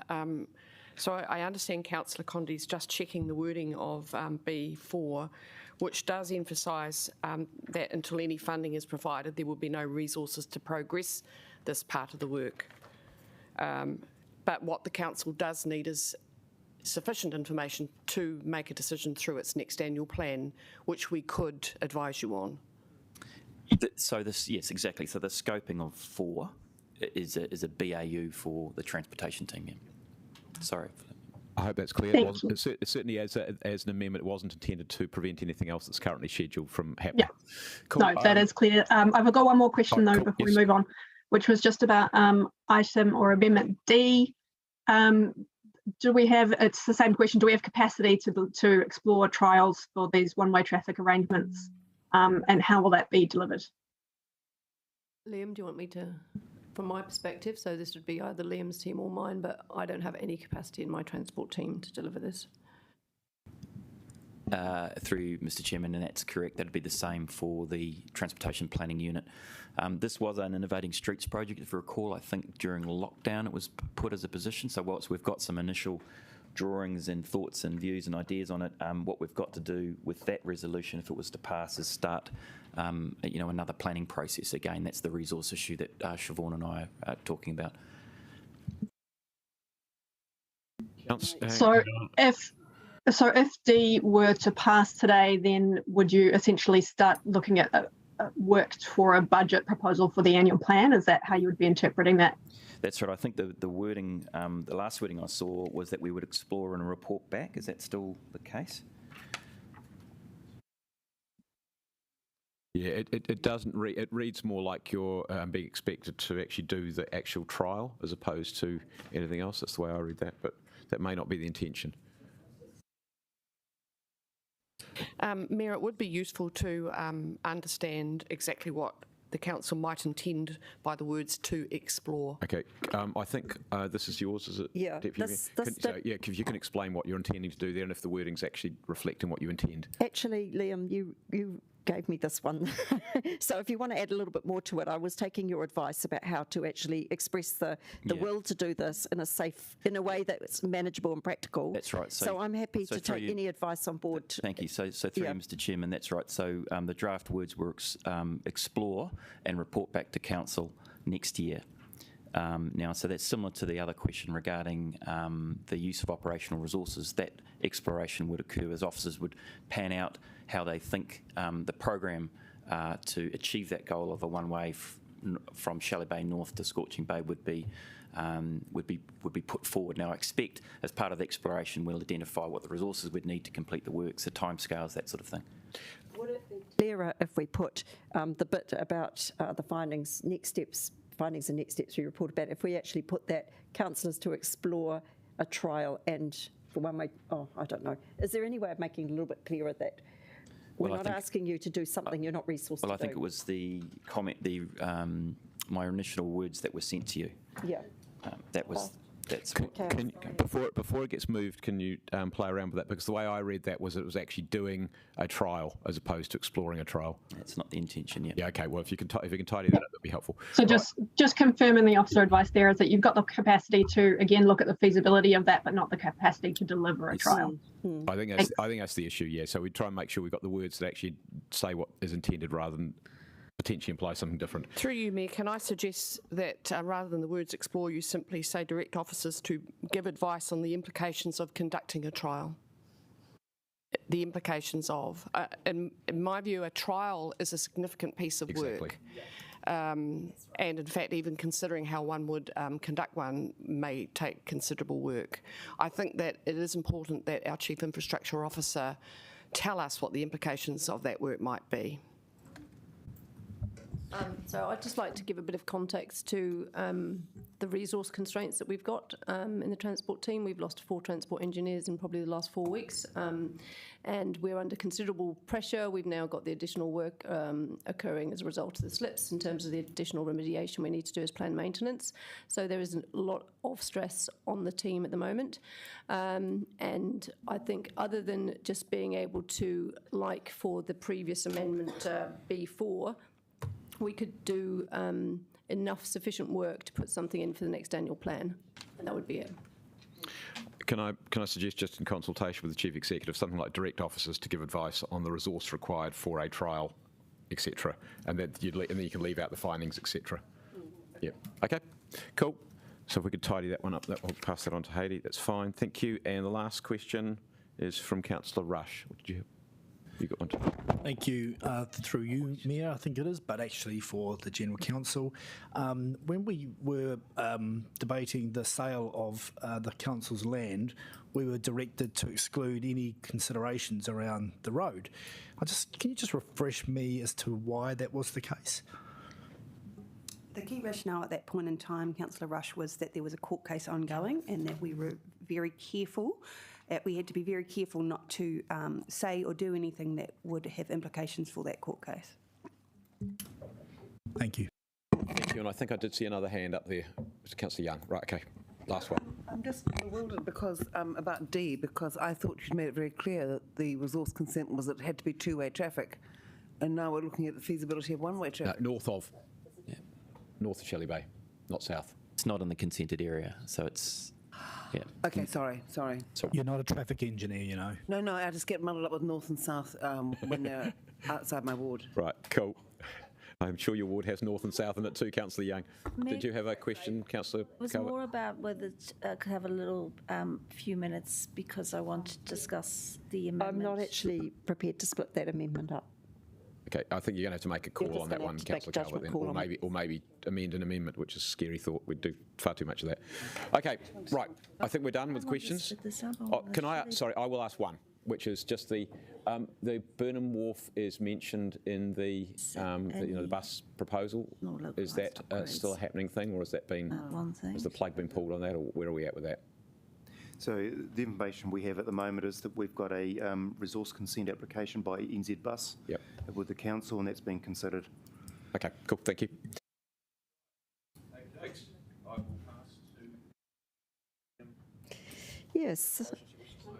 So I can't exactly, I think that, we could do Air 2. We weren't before. Yes, thank you. Yep. Yes. Yes. So I think in summary, when I'm moving this paper, I would just like to say that for better or worse, this is where we actually are. And we're now trying to work out how we can deliver the best we can with the very real constraints that exist on this road. And they've been usefully identified to us through the submissions. There is a very real tension between the fact that there's a housing development consented there that will bring extra traffic, that it's a very popular recreational route, but it's also a destination where people want to get out and spend time actually enjoying the environment. And we really will need to consider this quite carefully in terms of any real investment that we make and any future improvements to the road. At the same time, there is the fact that that 1 metre to 1.5 metre path that is being delivered by the developer is really very, very minimal. And I think about what it's like to go through the Mount Vic Tunnel, where you have exactly that, a 1 metre path where there are cyclists going in both directions and walkers, and you haven't even got the additional risk of traffic nearby. So I have thought long and hard about this and listened to various stakeholders out in my community, had some discussions with various councillors, and I've decided that, in the words of David Chick, it doesn't need to be and or, it can actually be and I think we can do both.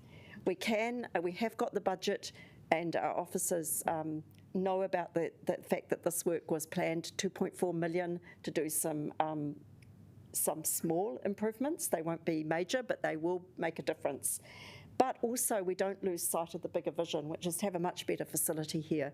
So 8A, this is why I've separated out 8A and 8B, and you can both vote for them both, and I actually encourage you to do so.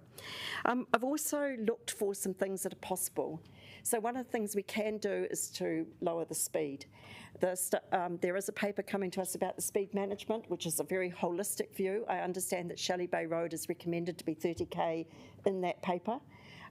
But it may be that it's more efficient as things turn out, we don't quite know, to do it through our standard review process. So I have just asked for the fastest and most efficient way to be taken to get that speed to 30 kilometres an hour.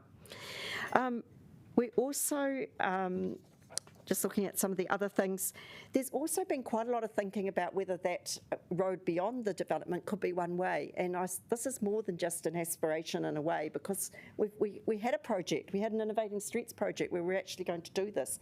We've been out and consulted on it. People got quite excited about it.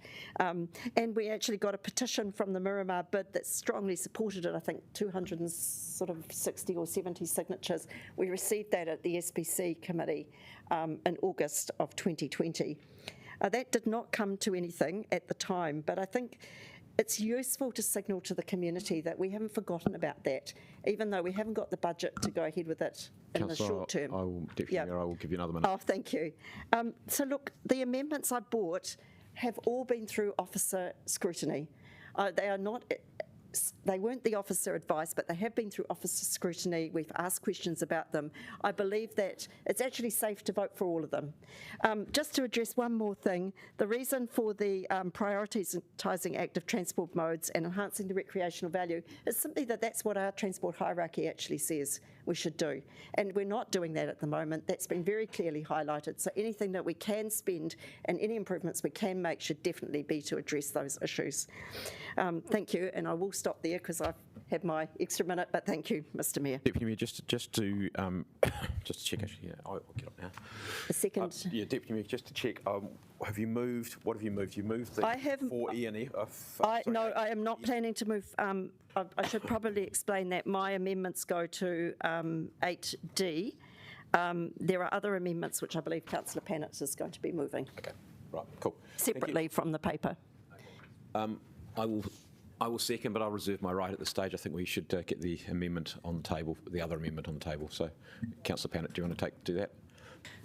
Thank you, Deputy Mayor Free and Mayor Foster. So just be very brief. Look, I'm not here to relitigate the development. What I've really just been invested in over the last couple of days is conversations with stakeholders about the road and realising the dream of the Great Harbour Way. But I have said to some key stakeholders that I am concerned about where we put our resources, given that climate change is now hitting, and we are going to need to make some extremely tough decisions about where those resources go. Cleaning up slips, unfortunately, has higher priority for me than making a scenic cycleway. Nevertheless, I think it would be a good thing. So, Deputy Mayor Free, I will be supporting getting on with doing some of that work.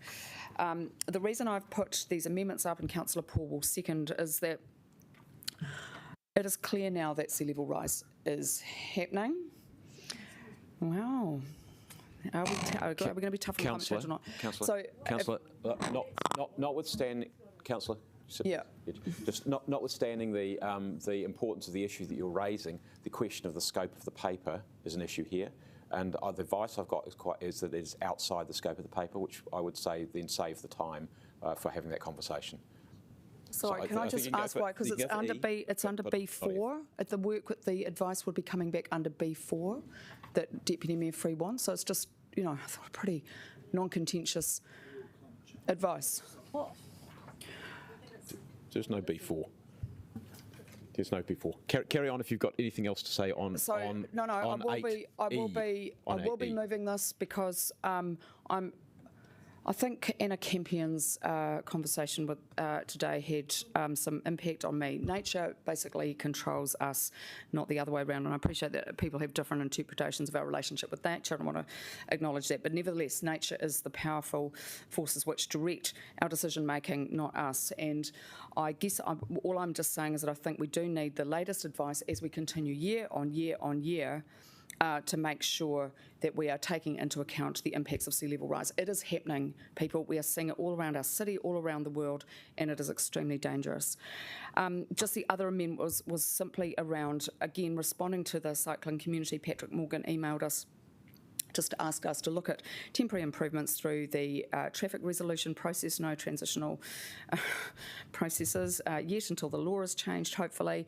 And just this responding again to another member of the Great Harbour Way about closing off the road in a more systemic way than we might do at the moment. I'd like to see that happen far more frequently.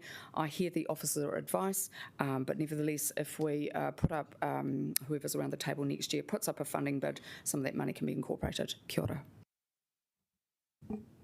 Thanks, Councillor. As I said, I am ruling on your under the advice I've been given, 8F, that is outside scope. Do you have a seconder for the other one? You're very welcome to challenge my ruling if you want. And I'm happy to ask officers to provide that advice to confirm it. Do you need a seconder for E? Yeah. Okay, thanks, Councillor Rush. Cool. Yeah. Councillor Rush, do you wish to speak? I shall reserve my right. Does anybody else wish to speak on just the amendment? Okay, Councillor Matthews. Very briefly, I know we're at the end of the term, but we need more discipline around these amendments. And I would like to acknowledge Deputy Mayor Free for the work that you did in bringing these amendments to us in time to consider them. And Councillor Pannett, I'm sorry, but you do this a lot. And I don't understand why such a simple amendment we had to get in the meeting. Point of order. Councillor, point of order, please. I do actually find that a bit offensive. It was discussed with Deputy Mayor Free, and she decided not to circulate it, but it was advertised well. Councillor, I'm going to rule that is not offensive. Carry on, Councillor Matthews. My other point, I'm glad that the other point was made, but in the speech that you covered, the other amendment was ruled out of order. Climate change, I invite you to shift your perspective on this.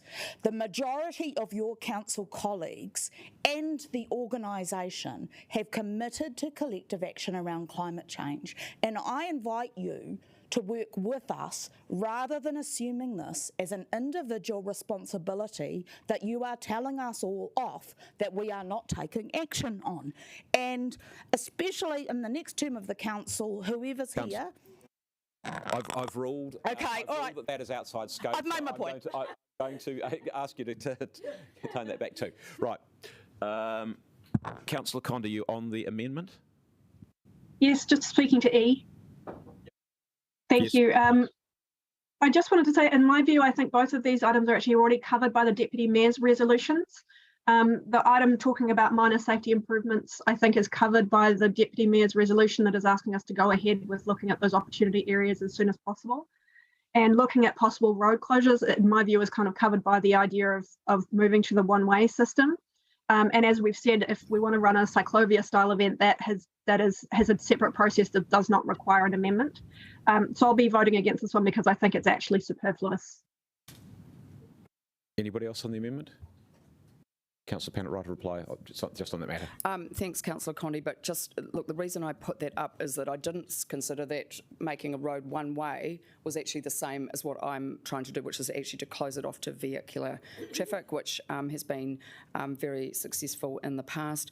And I put the temporary improvements, again, as I said, because of the request from the cycling community, that's not the same as what's being proposed in the paper. So it is added on in order to make this great asset better than it already is. Thank you. We'll vote on the amendment only. Which one? 8. 8B E. Sorry, without the 8BE. Well, it's a councillor. It's a council meeting. They are always recorded. They have been recorded since you got elected.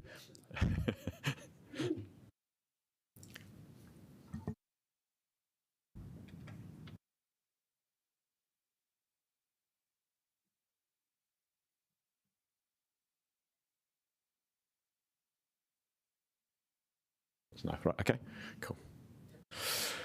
I think that's sent. Yes. Thank you. Right. We're back to the substantive. Right. Councillor Fitzsimons. Yep. Yep.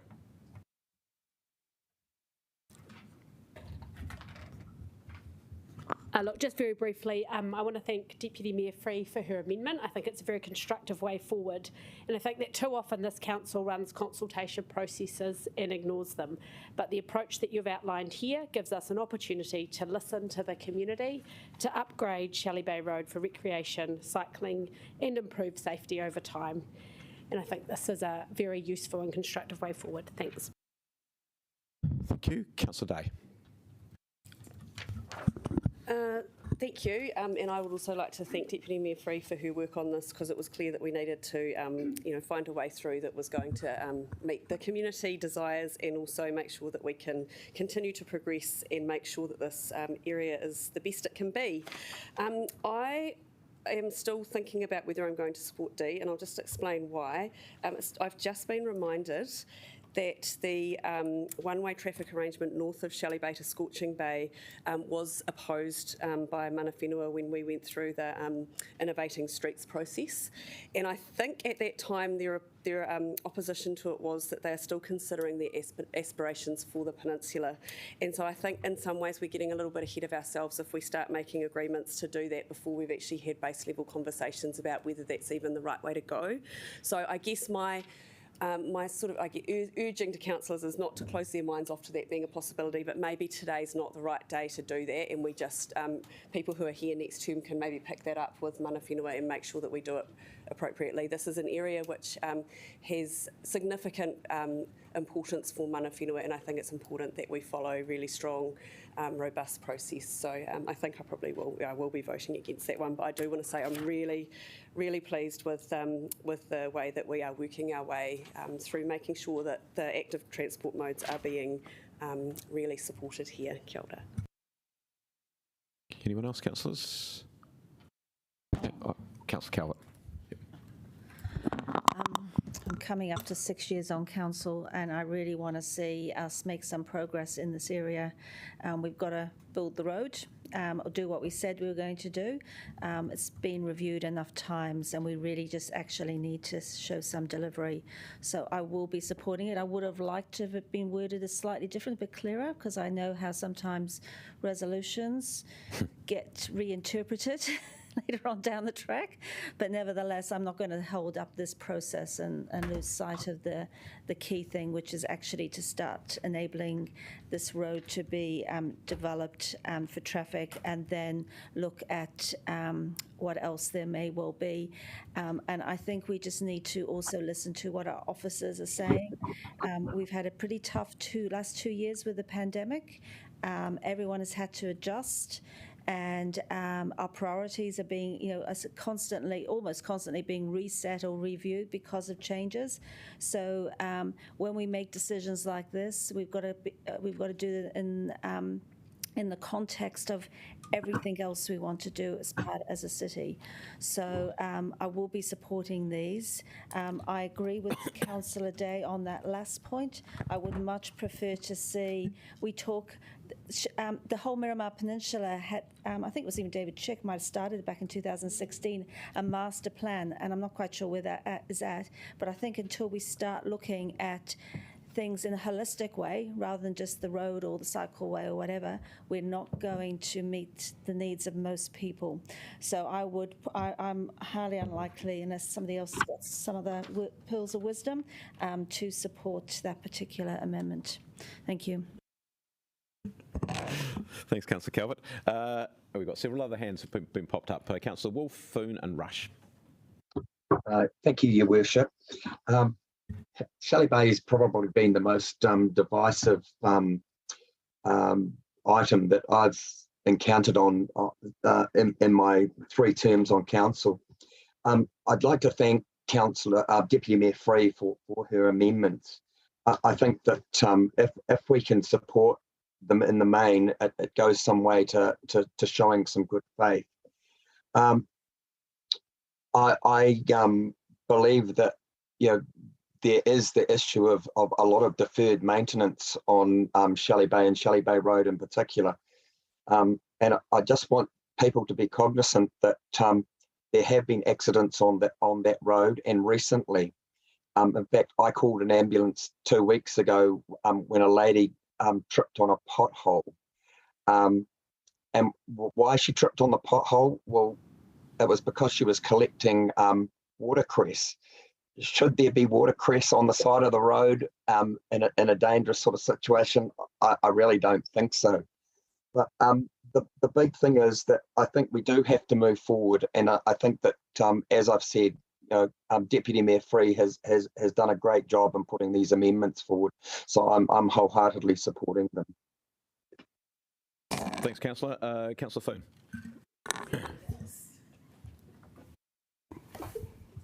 Kia ora. Also, just want to acknowledge all of the participants this morning for coming in and sharing your views, even though some of them were trying. And also to everyone that's put in on the engagement on this, and it is really good to be at this stage today.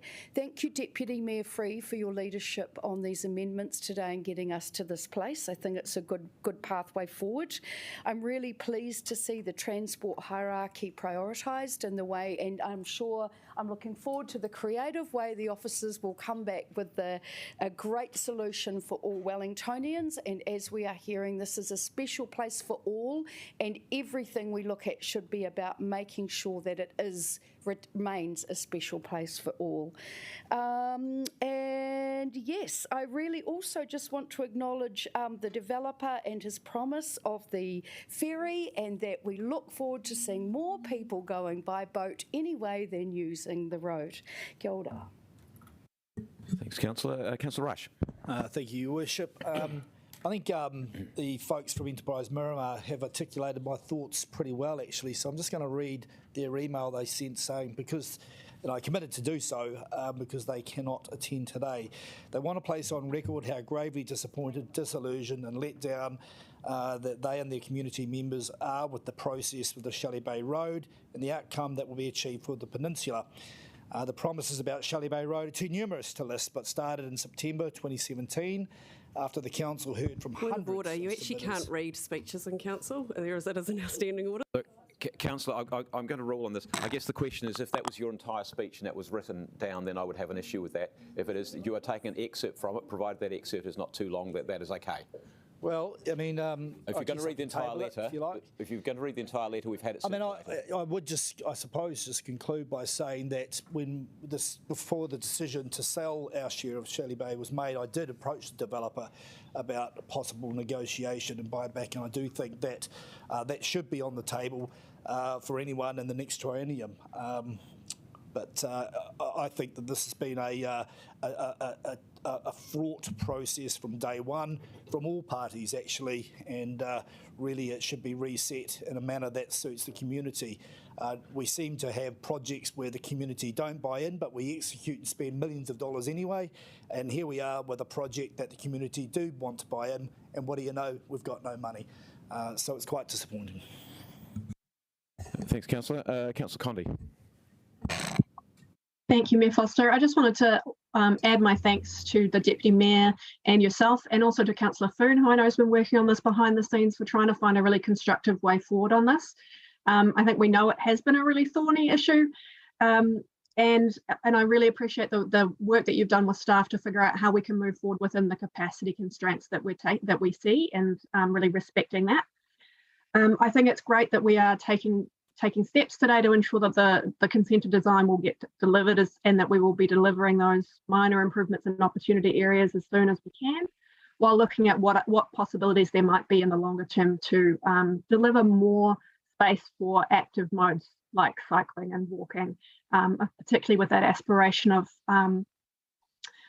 the Great Harbour Way, and the aspiration that we have as well, that this Shelley Bay development will not just be housing, but will be a destination for all Wellingtonians, with great public spaces, with shops, with the great work that mana whenua are doing around telling their stories in that space as well. So we do want people to be able to get there, but we have to find a way to do that that's pragmatic. And I think that, the reality when you look at widening the road and the expense of widening all the way along there is just not actually practical. And when you look at our priorities, particularly around climate change, we can get much better value for money in other parts of our city, spending that money on improving cycleways. So I think, I hope that the work that we see coming back to us and that will happen after the annual plan, we'll look at some creative ways about how we can use this space better to deliver better recreational outcomes. And thanks again for the work and all the mahi that went into finding a way through. Going to say a few words before going back to the Deputy Mayor for right of reply. Look, I think there is no doubt that Shelley Bay and that northern end of the Marama Peninsula are very special places that are much loved by all, especially by the local community, but by the wider community as well. I think we've heard from submitters that Council has got itself into a quite difficult position on this matter, and that is the responsibility of 4 successive councils, I might say. I've got to say I found a position where to me, bad processes ended up with a bad outcome, but we are where we are. And Councillor Wolfe said that this has been the most divisive issue on Council. Look, I'm probably inclined to agree with that. However, I think that today we are in danger of finding unanimity on a matter in relation to it. So that's a good place to be. I'm looking at Councillor Pannett saying I'm hoping that she will be in that as well. Look, I think the challenge that we've got here, councillors, is that we've got a whole lot of different aspirations that people have got.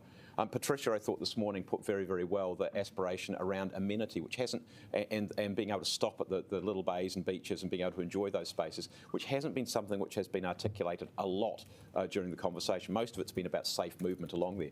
We've certainly heard the conversation about the desire to be able to move safely, to walk and to bike safely along there when there is a lot more traffic along that road.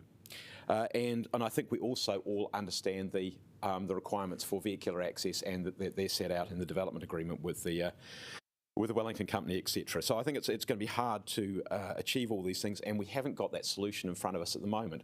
But I think what we have, and thank you, Deputy Mayor, for the work that you've done on this, I think what we've got is a way forward. And what that is that the developer does what the developer is required to do under the development agreement. We've got that $2.4 million, which allows us to do some work to improve some of the areas where there are opportunities to do that. And then we have the amendment which says, look, we want to do some more work here. We don't know what the answer is going to be, but we're getting closer to finding an answer which hopefully will make an area which is at least has a reasonable degree of safety and amenity for all. Councillor Rush, you did make a comment around saying that there's no money for this, and yeah, it would be quite good to have some money for it, but I think you've got to recognise that there are 3 separate processes that are going on here, and I think if we came steaming in with a 4th one, it would actually be quite, or a 3rd one I should say, it would be quite difficult to put that on top of those, and I think you've got to walk through these one at a time. I think that's the challenge which we've got here. It would be nice to have had it done the other way around, but we are where we are with the development agreement which has been signed, and I know your and my view on that is the same. So back to you, Deputy Mayor, and thanks for the work that's been done. Thank you. Thank you, everybody, and thank you very much for your kind words and indications of support. They are really appreciated. I have, as an Eastern councillor, this is very close to home for me, and I know how much people care. Councillor Wolf and Councillor Rush, you are correct. It has been a very contentious and fraught topic. It has, in fact, been Eastern Ward's Island Bay Cycleway, if I can compare the two, but even harder because the Island Bay Cycleway was something we put in and could potentially make changes to. These are very real issues around environment, people's access, recreation, the fact that it is such a special part of Wellington for everybody, not just the people who live there locally. But today, I believe we've started to chart a way forward. So I think that the community can, although it may not be the outcome they like, there is a clear signal there as to how we plan to move forward. And we still have work to do, but the process, we've started that process. We also need to consider the developer, whether we like the development or not. He does have rights, and he has a project which he's legally allowed to deliver. And, we do need to keep that in mind. Councillor Foon, the transport hierarchy and the ferry, I just hope that there are other options, because particularly with that 1 to 1.5 metre cycleway and walkway, it's not going to be particularly appealing to use a bicycle or to walk to catch the bus. So one of the things that I think would be nice is if we can make some improvements, if we can put some hire bikes, if we can have some really good bike storage back at Miramar where there's a really good number 2 bus route, then perhaps it will be not such a car-dependent community. And I hope that is indeed the case. Councillor Condi, thank you for your practical advice, and I will acknowledge other councillor colleagues, as I've had all the kudos, well, a lot of the kudos today. I will acknowledge Councillor Pennant, Councillor Foon and Councillor Condi and the Mayor, and the hard-working staff who very patiently have dealt with my questions over about 4 or 5 days and have also sweated bloods. This has been a really difficult paper for them to write. Thank you. But thank you, Councillor Condi, for mentioning creativity. We always have the room to do creative things and to do amazing things, even when we are so limited with our options. And Councillor Day, with the respect to the discussions we've had with Mana Whenua before, I think it could well be a slightly different conversation now, because remember when those discussions were being had, but we don't know. So I think part of my desire to do a trial is actually to find out if it works or not and how people's reactions are, and maybe it's a trial that discovers it's a good thing to do sometimes and not always, but maybe it is a trial that discovers it works. But I do think the trial's useful. And I would encourage you to support that, but if you can't, I understand that too. All right, well, thank you, everybody. I think I've got 13 seconds left, which is just enough time to thank everybody again. Thank you, thank you, thank you. Let's go to the vote. Thank you. We will do that now. I haven't had anything want to be taken secondly. Okay, I do. Right, okay, let's do that. Right, let's hang on. Take something separately? No, I'm just going to check that. Councillor Pannett, which ones do you want to take separately? Could I have 2, 3 and 8A separate, please? Thank you. 2, 3 and 8A. 2, 3, 8 and 8A. Okay. Right. We'll take those. We'll take those individually. Can I? Councillor Day. 8D separately. 8D.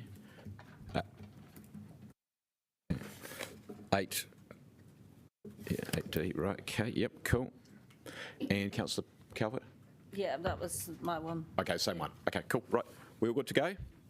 Okay, so what we'll do is, let's start. We'll receive the information. I'll take the first one. I'll go 1, 2, 3, then I'll take the 4 to 7, and then I'll take 8A, and then I'll take 8B and C. Yeah, let's do it while we're doing it. Right, okay, cool, right. Okay, number 1. Yeah. Start there. Nice and safe. Yeah.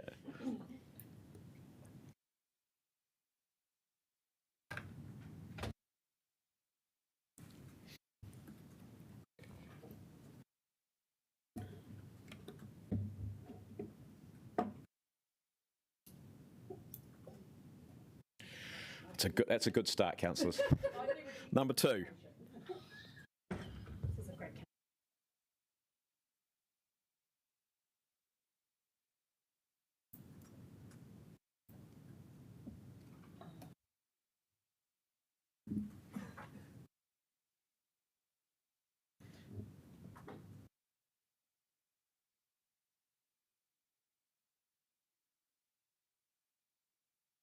Councillor Pannett, that was the one you wanted taken separately. But could you vote, please? 2. Okay, thank you. Number 3. So this one I'm going to vote here. This.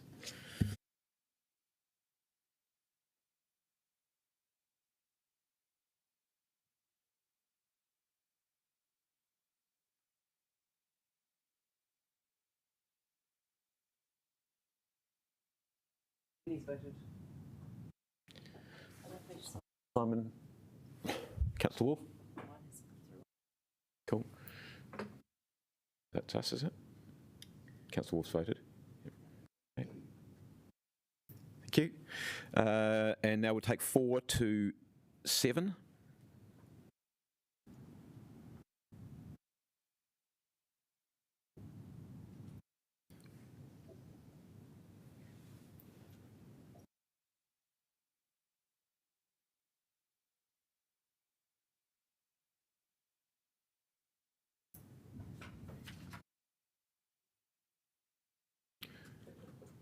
Right, we're there. Thank you. Okay, now we're going to take 8A.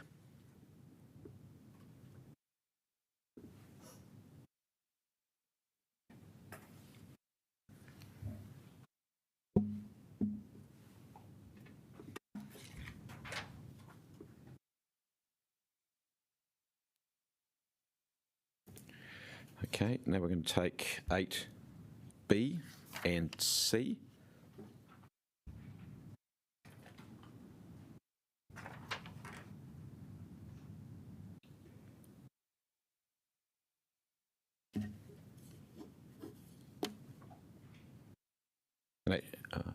Okay, almost there. Takes a while for the machines to recharge themselves, doesn't it? Okay, thank you. Now we're going to take 8D.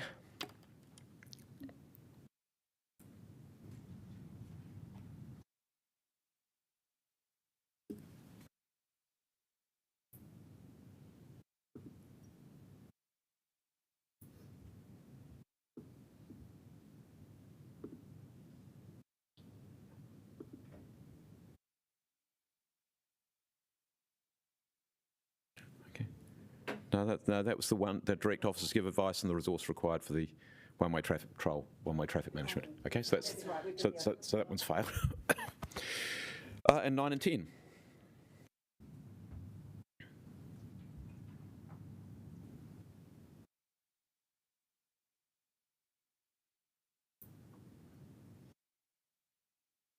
Okay.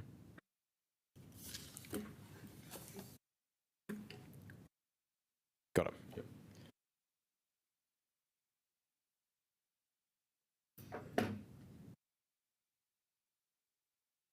Okay. Thank you, councillors. Right, we move on to actions tracking. Stephen, is there anything you need to say for that one? I'll take it as read. Cool. Thank you. Thank you. Any questions, councillors? I see none. Let's vote. I'll move it. Seconded by, thanks to Councillor Matthews. Let's vote.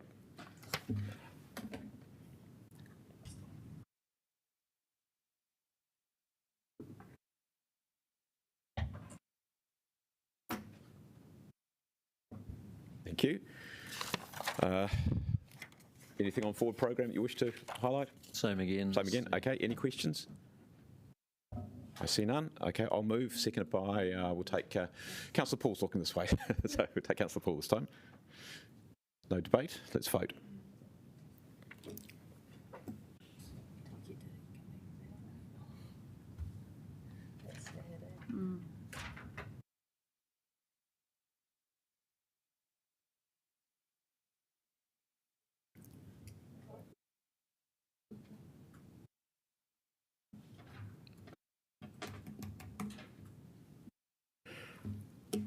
Right, okay, thank you.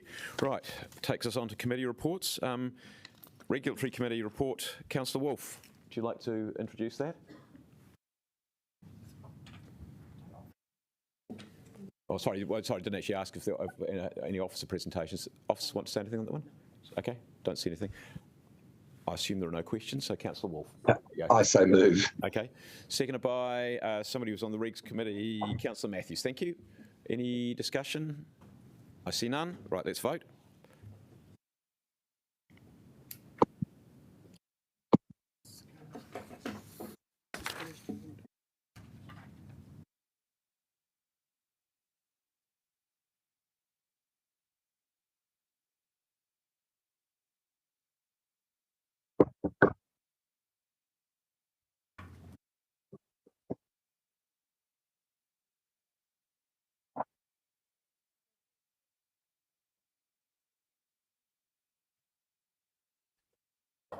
Right.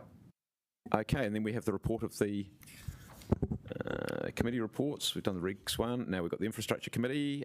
So, Councillor Rush. Yes, Your Worship. So well, I'm assuming that any questions have been asked already of officers because it's come from a committee.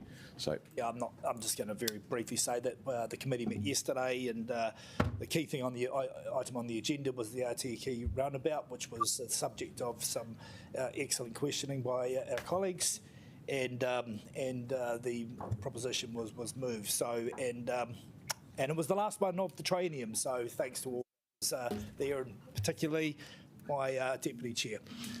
That had a lot to do with verandas, but never mind. We have verandas as well. It's a veranda one. So moved by Councillor Rush. Councillor Conley, do you want a second? Thank you. Anybody, do you wish to say anything? Anybody else? No, okay, let's vote, please.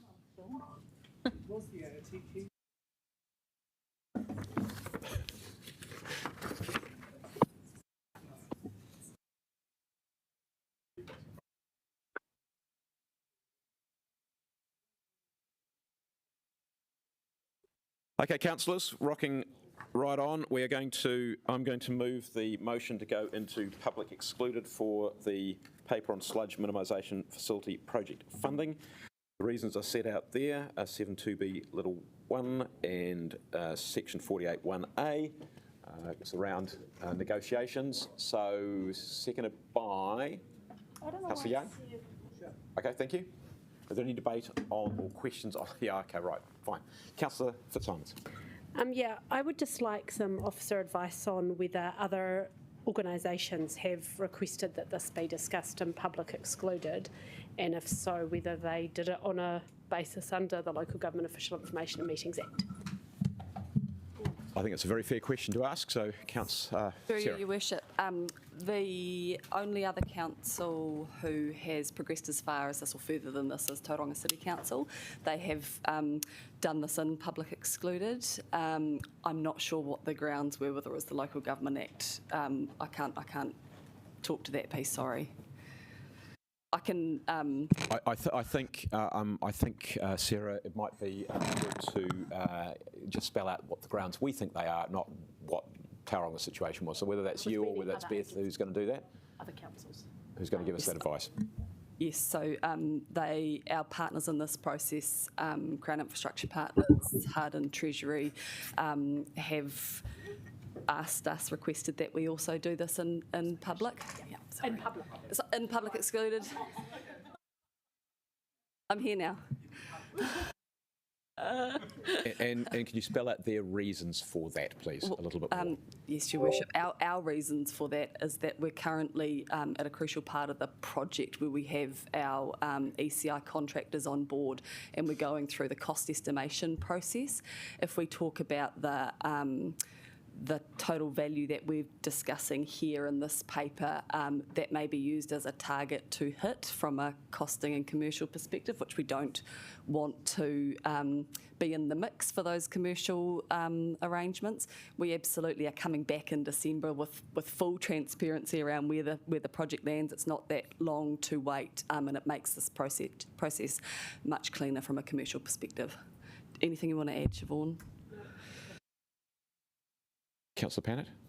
2 questions. I always have concerns about public excluded where 2 government agencies are involved or a government organisation. So why the need for public excluded? And 2, we do make all the time available the amount of money we've got available to do projects all the time. So why would this one be different? So I will be opposing this. Through you, Your Worship. It is different in this one because of where we're at in the commercial process. We are literally in the negotiation process with the main contractors in the JV. We're co-designing the final design with them, and so it just needs to be sensitively managed from a commercial perspective. We have real examples of when contractors have known budgets and magically those budgets are hit. No disrespect to our contracting partners. Councillor Pannett, yes, you can. So I guess just then the question is the consistency, because we do let people know all the time how much money we've got, people who will do work for us. So what guidelines are you using to make sure that decision-making process is consistent? It's difficult to answer that in public without going into the specifics of the values that we're talking about here.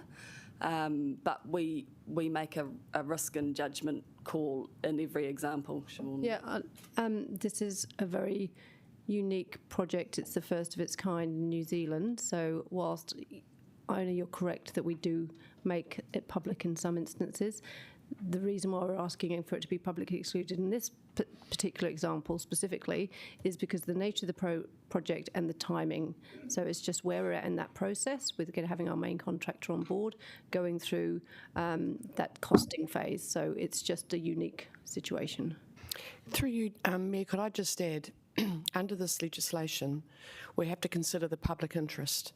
In this case, it is definitely within the public interest for us to conduct these negotiations in private. There will be an appropriate time to make the information public, but now is not the time, and that would be my strong advice to the council. I've got 2 more questions, Councillor Calvert, Councillor Rush.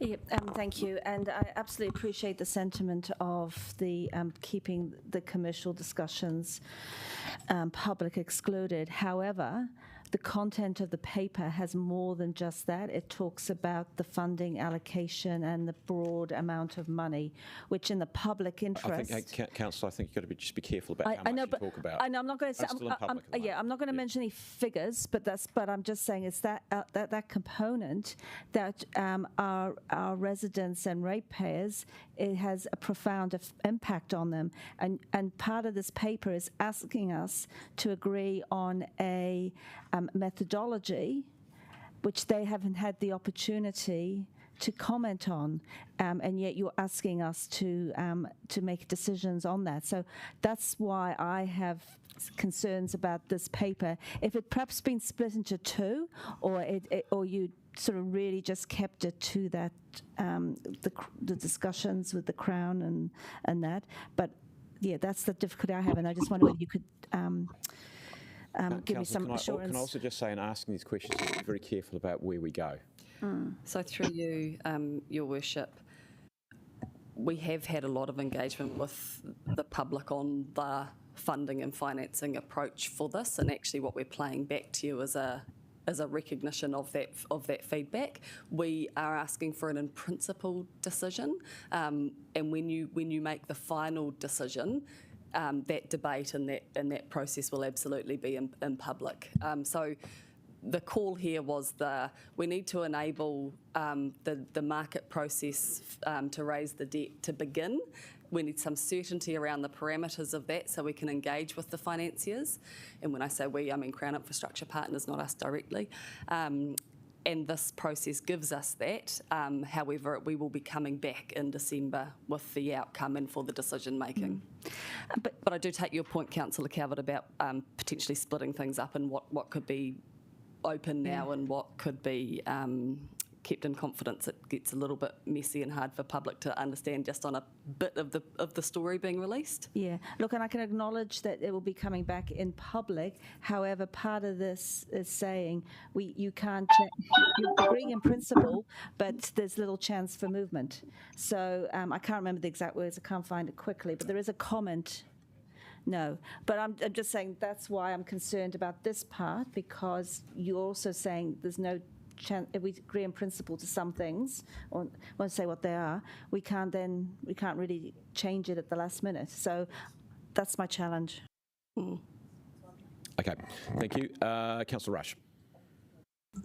I share the same concern, and I've heard the answers, so. Cool. Okay, look, thank you. Okay, we're going to vote on going into public excluded, and then there may be some questions you want to ask in PE. Should we be in PE?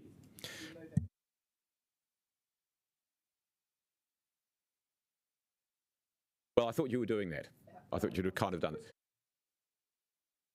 Look, hang on, no. Well, in that case, I'm going to move. I am going to move. Look, yes, I am, just because I think we have some very, very clear advice as to the risks in taking this paper in public, and I think those risks, that advice will be that those risks could run into very, very large sums of money, and I don't think the Chief Executive is very, very strong on that advice. I think here you've got to be professional about this, and while it's tempting to lay everything out, the reality is, Councillor Pan, and I think that the point that was being made by officers is we do put things in our budget and we say we think it's going to cost us whatever it's going to cost us, and hey presto, the market goes, oh yeah, okay, that's good. Yeah, we know exactly what the target is. And there is really a discussion that we actually really need to have, and I think this is across the whole of local government about, and the way in which we deal with the consultation processes is that the smartest way of doing things? Or could you bundle things up together so that you actually don't put yourself into that position where you've compromised your commercial negotiating position before you've even started? Because those sort of things will cost ratepayers enormous sums of money potentially. So I think in this one, the officer's advice has been very, very clear, and I think we should take it. So, in spite of your comments, I will be continuing to oppose this. This government has said that they want to be open and transparent. There should be no problem about, as in a massive purchaser of services and goods from the private sector, about being very transparent about what deals are being done, and the city needs to do the same thing. Mayor Foster, I'm alarmed by your comment that we would bundle up estimates for projects. It needs to be more transparent, more rigorous. We've got ourselves into all sorts of problems because we haven't always got the process right in terms of estimating costs. I'm also concerned about the consistency, because really this isn't much different to funding a town hall or a library. So I will continue to call for that transparency. We will win when we are transparent. Thank you, Councillor Fitzsimons. Yeah, I just, ever since I've been on this council, I've asked for indication when we do go into public excluded around the time frame for when it will be released, just so that we know when and it may be an event that triggers that or a particular date. So I just ask again that officers give consideration to that.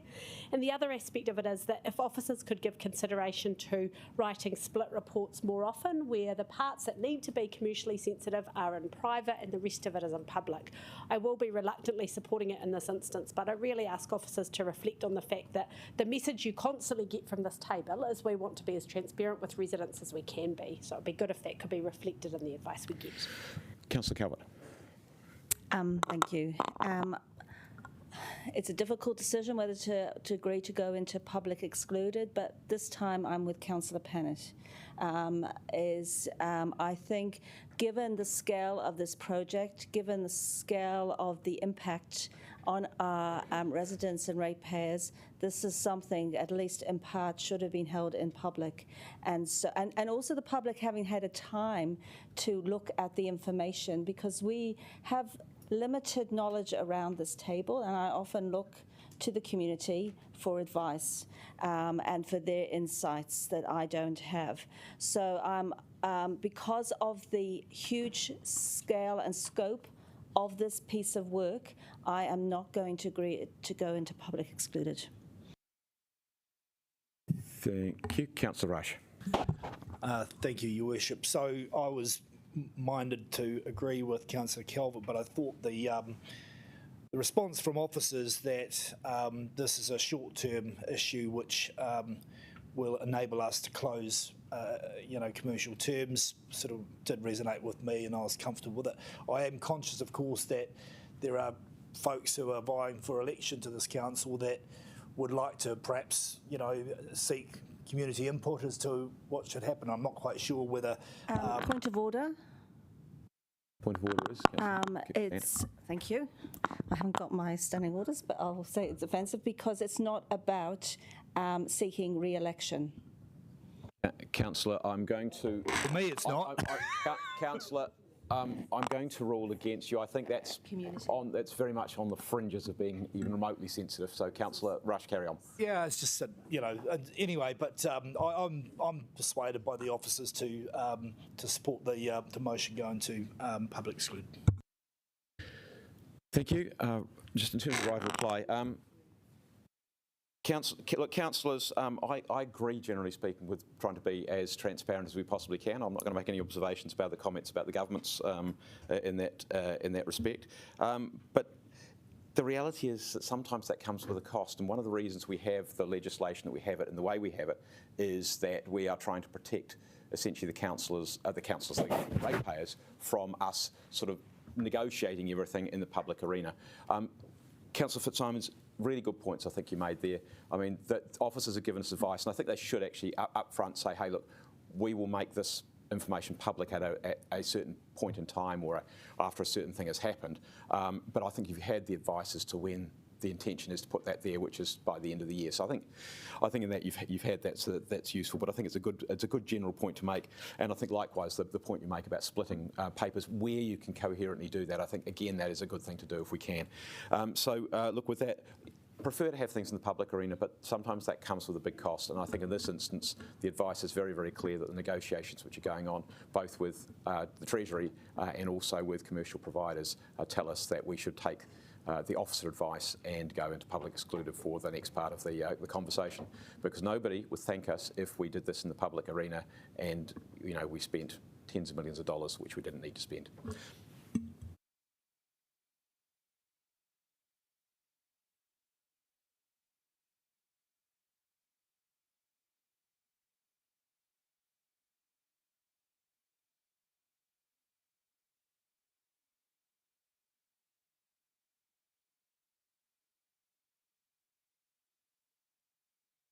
Okay, so councillors, we'll take just a moment to switch the live stream off.